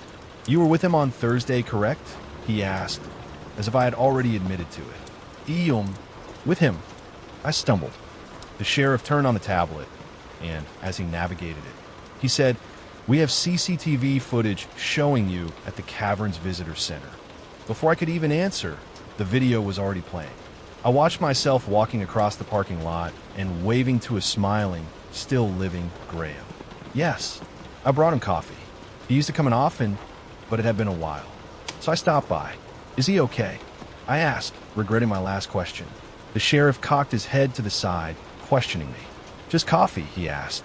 My brain seemed to shut down, overloaded with the possibilities of what he knew, why he was there, and why he hadn't arrested me yet. "Well," he showed me around the renovations. I offered. He nodded, accepting my answer. "Gotcha," he said, already navigating to another video. "Is there a problem? Did he get in trouble?" I asked, feigning ignorance. "Well, there's a problem. Not that you did anything wrong," he said, in an almost apologetic manner. He could sense my discomfort and cleared his throat. Before he hit play on the video, he explained, "Did he mention anything strange when you met? Did he seem afraid of anybody? Anything?" "No. Pretty elite." "So, after you left, he missed his rounds. We believe he slept in the center that evening, which isn't illegal. He has late nights and early days, I get it. But when he did emerge later that night, well," he said, hitting play. I watched the grainy video fast forward until the door to the center opened. The sheriff then slowed the video, and I watched as Graham staggered out of the visitor's center, still alive. I bit my tongue to hide my surprise. "Noticed that he is possibly impaired," he said, pointing to Graham as he stumbled across the parking lot. "We think he may have hit his head well, I don't know." He added, "Is he okay?" I asked with genuine hope. Without answering my question, he asked another, "Do you recognize this car?" I watched as the familiar old station wagon pulled into the parking lot. I was too shocked to answer. The family had returned, almost 4 years too early. I watched as they pounced on Graham, but they did not hurt him. Instead, they dragged him to the bed of his own truck and tied him down at the ankles and wrists. His arms and legs were splayed out to each corner of the bed, the two men holding each arm, while the middle-aged woman and older woman held his legs. The teenage girl just stood there watching him. And even though the footage was grainy, I swear I could see somebody else watching from the car window. "My sister." "Hold on, you don't need to see this," he stumbled, trying to end the video, but instead fast-forwarding it. I watched as the family got back in their car and left, leaving Graham exposed in his truck. I watched as the sun crept across the parking lot as it rose above the trees. I watched his body ignite the moment the sunrise reached his foot. I watched it burn him slowly from his feet all the way to his head until there was nothing more than a charred corpse. I watched my friend die a second time. "I'm so sorry. You should not have seen that," he stuttered, finally just powering down the tablet. There was a moment of silence as he let me process the horrific murder I had just witnessed. We believe they doused him in an unknown accelerant. We're not sure how, but they burned him alive. Just like the young man we found in Henley's truck. We just want to know why. Do you recognize them? He asked. I shook my head in disbelief. We don't know who they are, but we feel they may be responsible for both deaths. He trailed off. I felt my head spin and asked to sit down. Realizing that I had just witnessed my friend's death, the sheriff eased up on the questions and tried to soften the situation. He offered me his card and told me to call him if I remembered anything. He left me there on the couch in the lobby, reeling from the realization that I no longer had 4 years to figure it out. They were already here, and that means they would be checking in sooner than later. I couldn't help but feel that somehow they knew what I had done. I needed to come up with a plan to keep myself safe and somehow free my sister from their grasp. But instead, all I could do is replay the last words the sheriff said before I completely shut down. He had pointed again to the frozen frame of the old man, the old woman, the middle-aged couple, and the teenage girl, and asked, "Have you ever rented a room to this family?" I lied and told him, "No." The family was coming, and there was no way I could escape. Not without my sister. Unwilling to die in my bed, I decided to wait for them in the office, just as I always had. The revolver rested neatly on my lap, and a coffee pot brewed in the corner. I considered collecting the crystalline rocks beneath the room to fashion some sort of weapon, but I feared they would notice their absence and act before I could. I still had the one that ended that ravenous fiend in the caverns, but there was no way I could dispatch all of them in the same manner. Not like that. They were never alone. So I sat in the office, plotting their demise and fighting the overwhelming urge to sleep. It was some time after midnight when they arrived. Despite the unlit vacancy sign and the empty parking lot, they pulled in as they always did, parking right outside their room. The middle-aged man was the first to exit the car, rushing to the door with a restrained urgency. The middle-aged woman followed behind. When they found it locked, both stood at the door. In unison, they turned towards the old man as he stepped out of the car. There he was, the park ranger from the photos, with the same haunting stare. The three exchanged knowing glances, then turned their attention to the office, to me. I gripped the revolver tight and watched as the old man opened the back door of the station wagon. When he stepped aside, a dark figure emerged. For a moment, she appeared as a walking shadow, devoid of light, but the truth was more horrifying than that. The teenage girl, covered head to toe in fresh blood, stepped into the parking lot of my motel. On the other side of the car, the old woman emerged. The teenage girl stood facing my direction for what seemed like an eternity, waiting for something. I realized all of them were looking directly at me. The teenage girl moved first. She turned back to the car and reached inside. When she turned back to me, she was holding my sister. It was the way that she held her in her blood-soaked arms that I could tell this was a threat. The old man broke from the group and walked toward the office. Behind them, they all stared. I took a deep breath and readied myself for what I had to do. As he approached, he glanced up at the old sign that hung above. "You're always welcome." He grabbed the knob and turned it, and when he opened the door, he smiled. It was the same fake smile I'd seen 100 times. He then removed his hat and entered. "Hello, we'd like to rent a room." "Please," he said. I sat there in disarmed shock. I was unsure what to do next, but my instincts took over for me. "Okay," I said, surprising even myself. I turned to grab the key hanging behind my desk, and once again got a glimpse of the teenage girl. Her eyes were still locked on me, and my sister was still gripped tightly in her arms. "Here you go," I said, swallowing the lump in my throat. He took the key with a polite nod and walked casually out of the office. I watched him join the family and head directly to the room. With an unnerving sense of normalcy, he opened the door and entered. The rest followed in a straight line, except for the teenage girl. She put down my sister, who then ran into the unlit room behind the others. The teenage girl remained. She watched me through the window with an unnerving gaze. I only looked away for a moment, but it was long enough for her to disappear. Immediately, I reached for the phone. I had lied for too long and brought pain and despair to everyone around me. I pulled the sheriff's card from my pocket and dialed. He picked up after one ring. "Sheriff," I whispered. "Ah, you again. Did you happen to remember?" "They're here," I said, cutting him off. There was a moment of silence. "The motel?" he asked. Yes, same room they are. The line went dead. I dialed again. No answer. I gathered my thoughts and tried to work out a plan. I had to figure out a way to separate them from my sister. I needed to get her alone so that we could escape together. Monster or not, she was still my only family. I had only gotten as far in my plan as I need to get her alone when I heard the car approach. The red and blue lights flashed in the distance as the cruiser approached at a very high speed. However, the moment he hit the parking lot, he killed the lights and slowed to a crawl. I watched him park too close to the family station wagon. Then again, he was the only other vehicle in the parking lot. There was nowhere to hide. I went to the door, revolver in hand, and peered out through the window next to it. With one hand on the knob, I waited for him. Again, he stayed in his car for an uncomfortably long time, his sense of urgency seemingly lost. I then realized he was probably calling in support, but I thought wrong. Instead, he opened the door, and with a casual saunter, he made his way to the family's room. "No," I said in a hoarse whisper. I opened the door to warn him, but before I could get out a word, he knocked. He waited, then opened the door himself and went inside. Terrified, I wanted nothing more than to go back inside the office, but it was foolish to think anywhere was safe. I stepped outside with the gun in my hand and crept towards the room. I lingered back by the cars, listening for any sign of a struggle. Minutes later, that sign came in the form of 6 gunshots.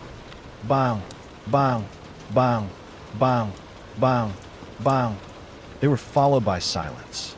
I ran, but not in the direction I expected. I ran towards the room. 6 shots for 6 members of the family. Foolishly, I had hoped he missed the last one. "Stay where you are," he yelled from inside the room. I pushed open the door and stumbled inside. What I found was not the heroic scene of a small-town lawman standing over slain demons, but instead he was lying in the corner of the room, bleeding profusely from the gut. As I stepped into the room, the family gently pushed me aside as they walked calmly out of the room. They paid no notice to the revolver dangling at my side. The old man tipped his hat and flashed that fake smile as he passed, as if this were nothing out of the ordinary. "Where are you going? You can't leave now," the sheriff shouted through the blood pooling in his mouth. BLM. He fired the gun again, straight into his own stomach. "Now you have to turn me.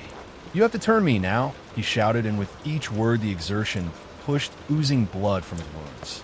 The older woman ignored him as she collected her earrings from the side table and walked out the door, followed by the teenage girl, now clean to blood and changed into a modest dress, neither acknowledging the dying man in the corner. "I covered up everything for you. You owe me this," he whimpered. And with that, the door shut behind them, leaving me standing in the cursed room with this dying man. Did you shoot yourself?" I asked.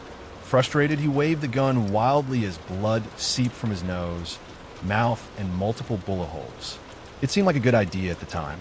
He joked, laughing through the pain. "I know they need me, but I guess I miscalculated how much." I looked down at this dying man and couldn't help but feel vindicated in my mistrust. "Be a doll and call an ambulance, would you?" he said, the color draining from his face. I pulled out my phone. A look of momentary relief flashed across his face. I started to dial, but then stopped. "What do you mean they need you?" I asked, my finger hovering over the send button. Frantic worry set in as he realized why I hesitated. "Oh, cut the shit. We both know what they are. You don't have to lie anymore. You help me find them. We both want the same thing, you and I." He sputtered. "I don't think so. What did you do for them?" I asked. He laughed in disbelief. "Really? Did you ever wonder what happened to the bodies once they were done with them? The ones they didn't leave on the side of the road for me to handle?" I shook my head. "It's your property. It's big, but not that big," he said, realizing that I didn't know. "Where?" I asked, thinking about all the off-limits places my father had restricted us from. Dangerous sinkholes, the old septic tank, the open caves. "My parents would never," I said, knowing it was a lie. "Your parents maybe, but the old couple that ran this place did every damn thing they were asked. And look what it got them." I shook my head, tears welling in my eyes. "It got them their little girl back," he said weakly. I stood over the dying man, my whole world coming down around me. I knew the answers, but I was still not ready for the truth. I looked out in the direction of where the bodies were hidden, as if looking through the wall itself, searching for them. "The septic," he said, as if he could read my mind. "But you don't want to see that." I realized how close to death he was and hit send on the phone. "Don't bother," he said. "Even if you drove, I'd only make it to Gillis Road." 911, "What's your emergency?" said the voice on the other line. I tried to answer, but the words wouldn't come, stuck in my mouth with uncertainty. The sheriff shook his head. "Sorry, misdial. My apologies. Have a nice night," I said and hung up. "Do what you will with my body, but without me, they're going to come looking. And when they do, those monsters will be long gone, and you'll be left to clean up and take the blame. You should probably have a plan for that." "But I didn't do anything. It was all them," I said, choking on my words. "It's your property." "Sort of," he said, pausing as a thought slowly came to him. "They don't care if you fear them. They are smarter than that. They only care that you fear death." I watched as the life slowly drained from his body. I wanted to hold his hand, to comfort him, but my own repulsion of what he had done overrode my empathy. As he faded away, he looked me in the eyes and muttered one last thing. "I remember your parents. What a shame. You should never have been left here with them." His voice trailed as his eyes glazed over and his heart finally stopped. I rolled him into an old sheet and dragged his body to the cruiser outside. With great effort, I was able to heave his corpse into the back seat. I drove it around to the back of the motel and then returned to clean up the trail of street blood that led from the room to the parking lot. I used buckets of warm water from the shower and scrubbed it clean with an old push broom. It was a poor job, but I didn't have time for perfection. I drove the cruiser along the strange path I had avoided my entire life. My father had told me as a child that this place was unsafe, and as an adult, he further emphasized the danger of it. This is where he took old, rusted propane tanks that had sat for so long the sulfur smell had faded into a deadly absence. This is where he disposed of waste that was unfit for the burn pit. This is where he said that if I ever wandered into, it would cause everlasting harm. At least he was telling the truth about that. When I reached the unrecognizable location that I had avoided for years, I stopped the car. I retrieved the large flashlight from the trunk and continued on, looking for any sign of death. I saw the rusted white paint of old propane tanks buried halfway beneath a layer of dirt and fallen leaf and walked in that direction. The smell hit first, the putrid stench of decay that was so thick you could taste it. The ground beneath me seemed to soften as I neared the trench where an old septic tank once was. It was never used and removed some time after I was born. It was the remnants of the dream home my father always promised to build for my mother. Instead, they settled into their macabre routine and lived out their lives in the small cottage attached to the motel. I always thought that my sister's death was the reason the dream was abandoned, but it turns out they just found other uses for the plot. As my view crested over the ditch, my mind struggled to comprehend the amount of death that was discarded just a few feet in front of me. Bodies in various states of decay. Most of them were years or decades old, stacked without regard to their humanity.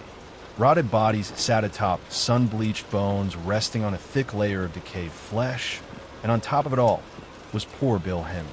His body was almost unrecognizable, no longer the strong, imposing man that stood outside his truck. Now, he was nothing more than a withered white corpse, drained of everything that gave him life. Small incisions covered his legs, arms, belly, and neck. He was drained of blood and wiped clean. His eyes were now nothing more than deep black sockets. I feel guilt for not warning him, but I realized I had a chance to make it right. I pulled the sheriff from the back seat and dragged his body to the pit and rolled him down. He landed just next to Bill. I collected the bloody sheet and carried them over to the nearby burn pit, the one my father rarely used. I lit a match and tossed it onto the sheets. As I watched the flames consume and burn the bloody sheets, I laughed at the futility of burning evidence when I had a pit of dead bodies only a few feet away. What was I trying to hide? In the wake of that epiphany, I formulated a plan. I stomped out the burning sheets and smothered the fire. I would need those later. I returned to the cruiser and siphoned most of the gas from the tank, spilling it into a bucket I found nearby. I soaked the sheets and any drywood I could find, which wasn't much. I then maneuvered the cruiser to the edge of the grave so the headlights would illuminate the rotting mound of death. As I walked across the corpses, searching for fat-soaked clothing or anything that would burn, I could hear the old bones snap and crunch beneath my weight. I listened to the nauseating squish of rotted organs rupturing below. By the time I climbed out, the smell of death and gasoline were undistinguishable. It didn't matter though.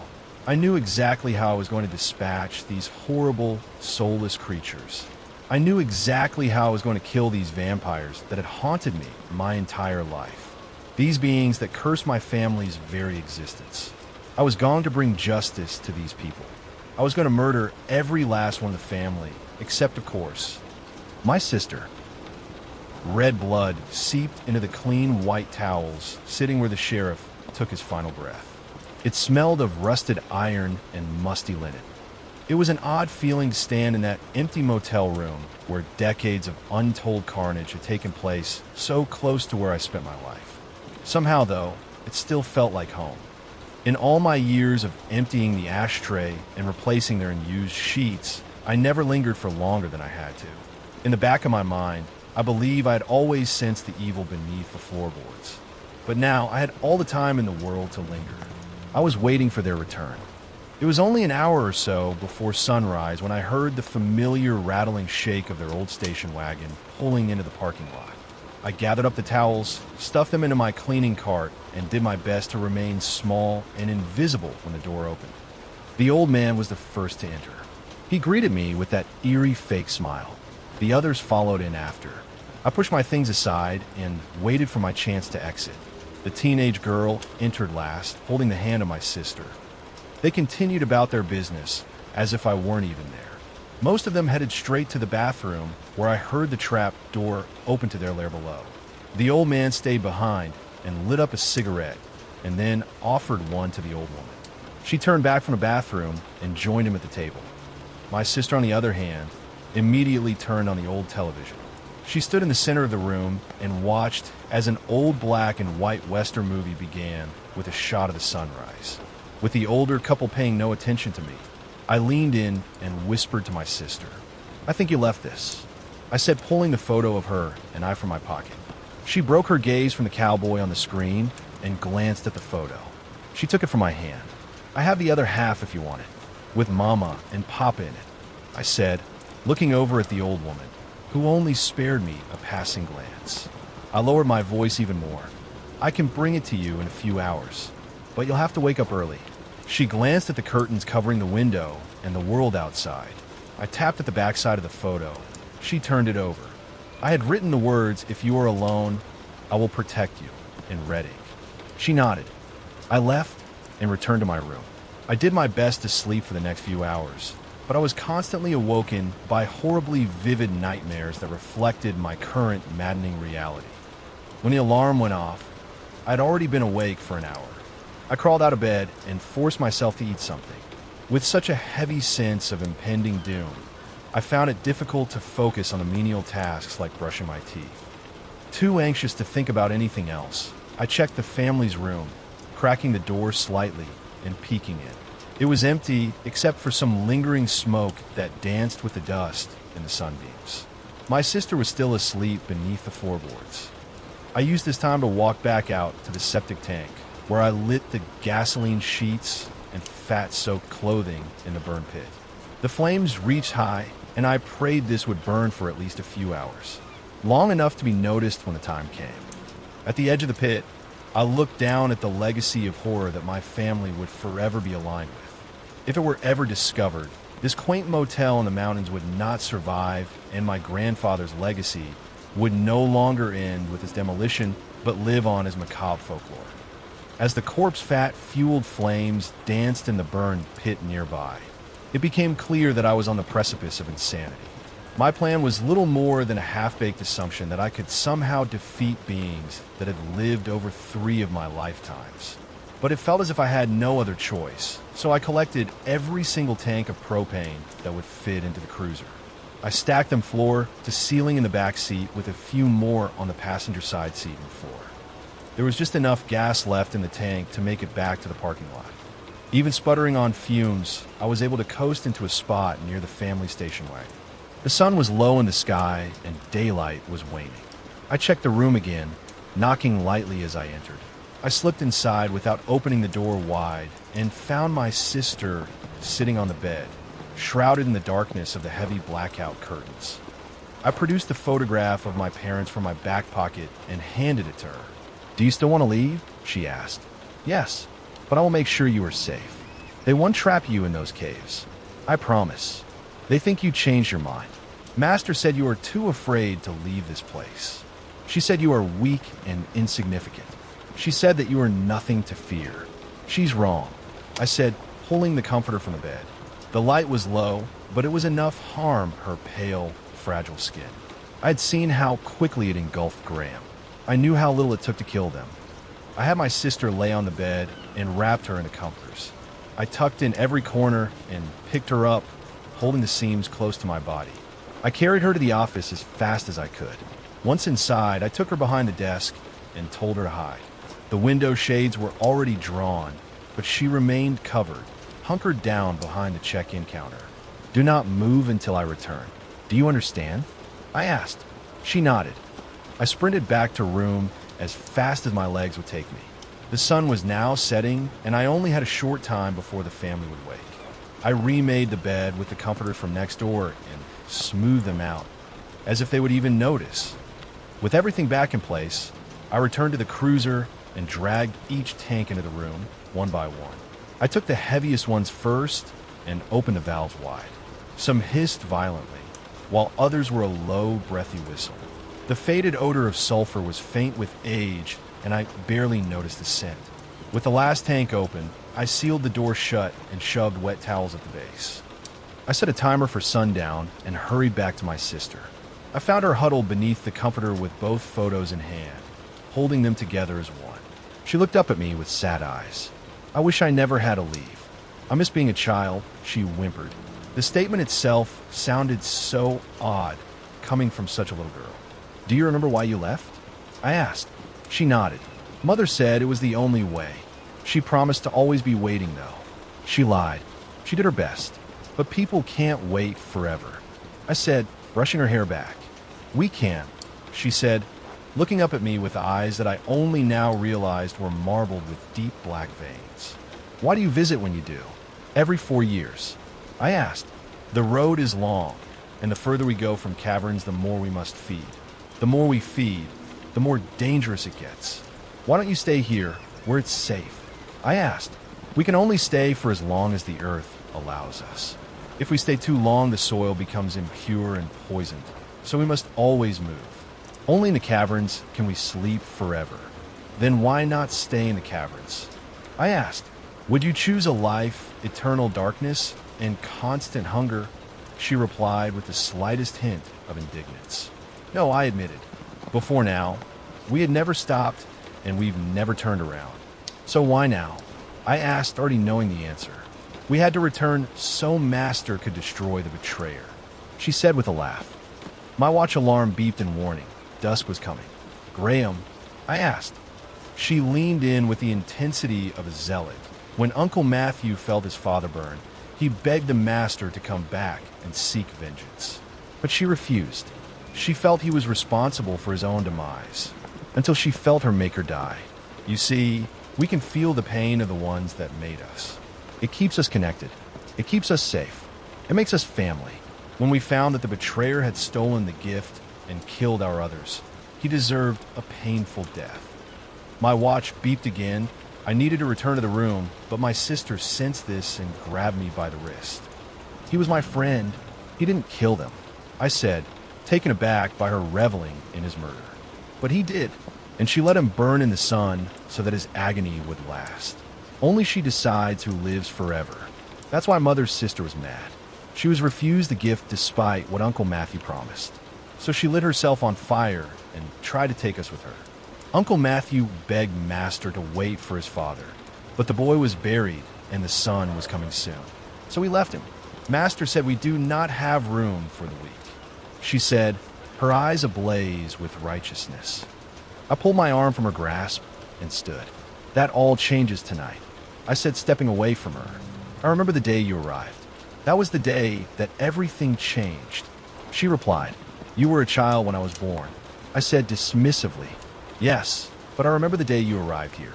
Mother found you hiding beneath the bed, too small to consume and too young to be worthy of notice. They left you orphaned, and Mother took you in," she said with a wicked smile, as if she could taste my pain. My mind immediately went back to the photo of myself with those strangers.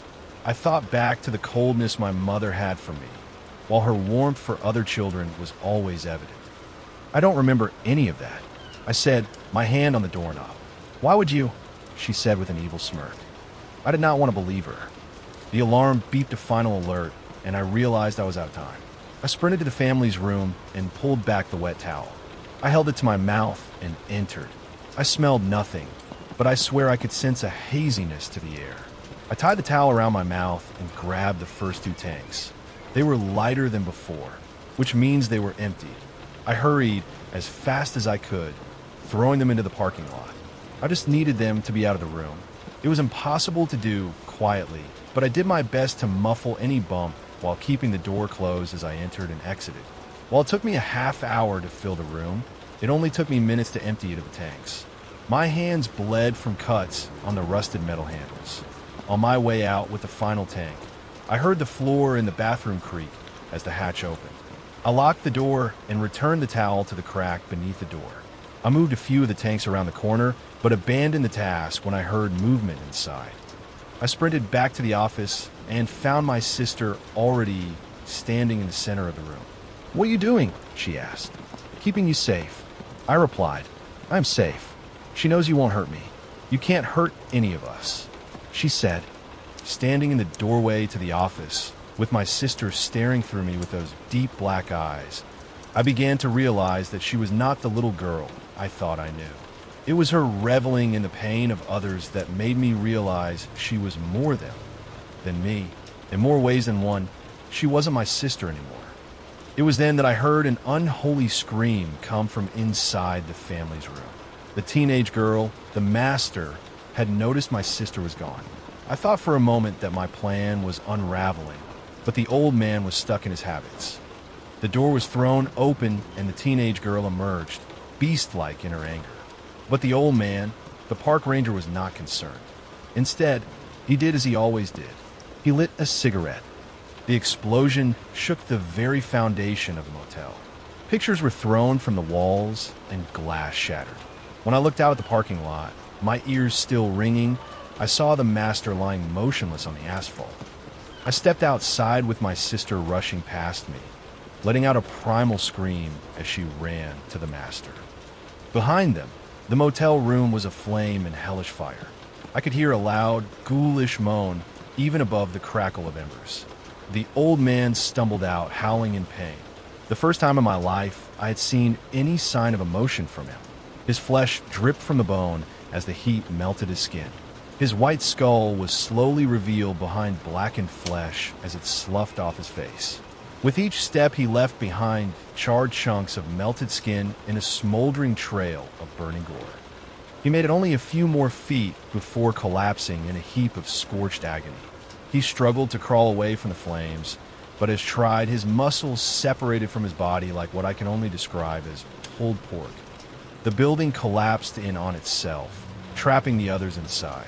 I could hear their screams as they begged for the master to save them. She awoke suddenly and leaped up. Her eyes seemed to darken into black, orbs set deep in her skull. She let out another primal scream and ran towards me. I reached into the back of my pants and pulled out the revolver, aimed and fired. The first shot struck her in the shoulder, and it seemed to surprise her, the pain from the silver-tipped bullet. She slowed for a moment, feeling the sting. I watched as my sister felt it too. The master bared her sharp teeth and continued on, but I waited to fire. I waited until I knew I would not miss. I waited until she was close enough to see my own reflection in her black eyes. I waited until it was almost too late, and I fired. All 6 rounds struck her, with the last catching her right between those dead, soulless eyes.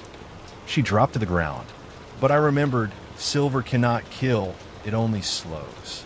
I pulled out the crystalline rock that killed the very creature that started this nightmare and approached the master with caution.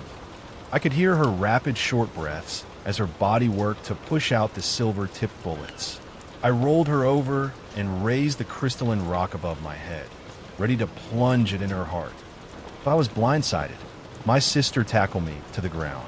"You cannot kill us," she screamed, her eyes now full black orbs. "She is the killer. She is evil. I am your sister." I screamed back. She showed her teeth and leaned in so close I could feel her cold breath on my neck. "You are food," she hissed. She opened wide and bit down. I could feel her sharp, jagged teeth as they pierced my skin, tearing at my flesh. I had no choice. I had to fight back. I only meant to hurt her when I plunged the crystalline rock in her side. She howled in pain and rolled off of me. I saw the strange, salted rock do its work as the skin around her wound started to shrivel and dry. I wanted to pull it out, but she pushed me away and grabbed hold of it herself. She yanked at the deadly stake piercing in her side, trying to remove the crystalline rock. But it broke. The larger part fell to the ground with a dull end. The rest remained inside her, eating away at her innards. She looked me in the eyes one more time, and for a moment, just a moment, I could see the face of the little girl I once knew. She collapsed to the ground as her rib cage collapsed in on itself. She was gone. I looked back to the master, but the place where she fell was now just a spot of wet blood on the asphalt. I looked frantically for her, the orange flames of the fire illuminating everything. She was still alive, and I was defenseless. I picked up the dull, crystalline rock and ran towards the cruiser. I could feel the moisture leach out of my hands as I gripped the rock as tight as I could. The explosion shattered the front window of the cruiser, so I had to work fast. From the front seat, I retrieved the items I'd taken from the sheriff's body: handcuffs, keys, and his service pistol. When I stood up and turned around, she was already there, a silhouette among the backdrop of flames. I fired again. The bullet struck her chest, but she did not flinch. Instead, she flashed a ghoulish smile. There were nowhere to hide, and I knew that it was impossible to outrun her, so I chose the only safe place I could think of. I threw open the back door to the cruiser and crawled in, though I was careful not to pull it shut just yet. The master leapt on the hood of the car and sneered at me through the metal gate separating the front and back seats. Slowly, she crossed over to the opposite side of the car. Her gaze locked on me like the predator she was. I was backed against the door, ready to push it open behind me. But even then I knew I couldn't outrun her. She opened the rear door across from me. Her long clawed nails gripped the metal grate over the window as she pushed the door wide open. I know she was sure that she had me trapped, so she toyed with her prey. She moved slow and deliberate as she crawled into the back seat with me, her pitch-black eyes swirling with reflections of the fire outside. She smiled, and her jagged, toothy grin was revealed, dripping with foul-smelling slime. Again, I waited until she was close enough to kill, and then I taunted her. "This is what I used to kill your maker," I said, holding up the broken crystalline rock. Her emotionless eyes remained fixed on mine. Her expression was unchanging. With an inhumane quickness, she grabbed hold of my wrist, tight enough to break a bone, but I held the rock as long as I could. I watched her eyes and waited. The moment she broke away to glance at the dull, broken rock that killed her creator, I acted. With my free hand, I slammed the handcuff link onto her wrist. She squeezed tight with retribution, and I could hear the bones snap. I dropped the rock and kicked backwards. I tumbled out of the cruiser and into the parking lot, hitting the asphalt with a sickening thud. She then leapt at me, but fell short, unable to break free from the handcuff that I had secured to the metal dividing grate inside. I kicked the door shut and then ran around the vehicle as she yanked at the handcuffs. I slammed the other door shut. With her free hand, she tried to open the door, but found it locked from the outside.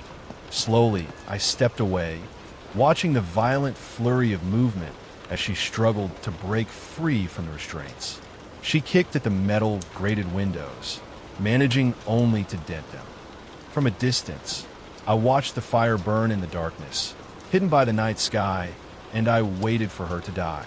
I was waiting for sunrise to come and purge this world of her evil. From the back seat of the cruiser, she screamed and threw herself against the windows. I watched her fight for hours, locked in the back seat.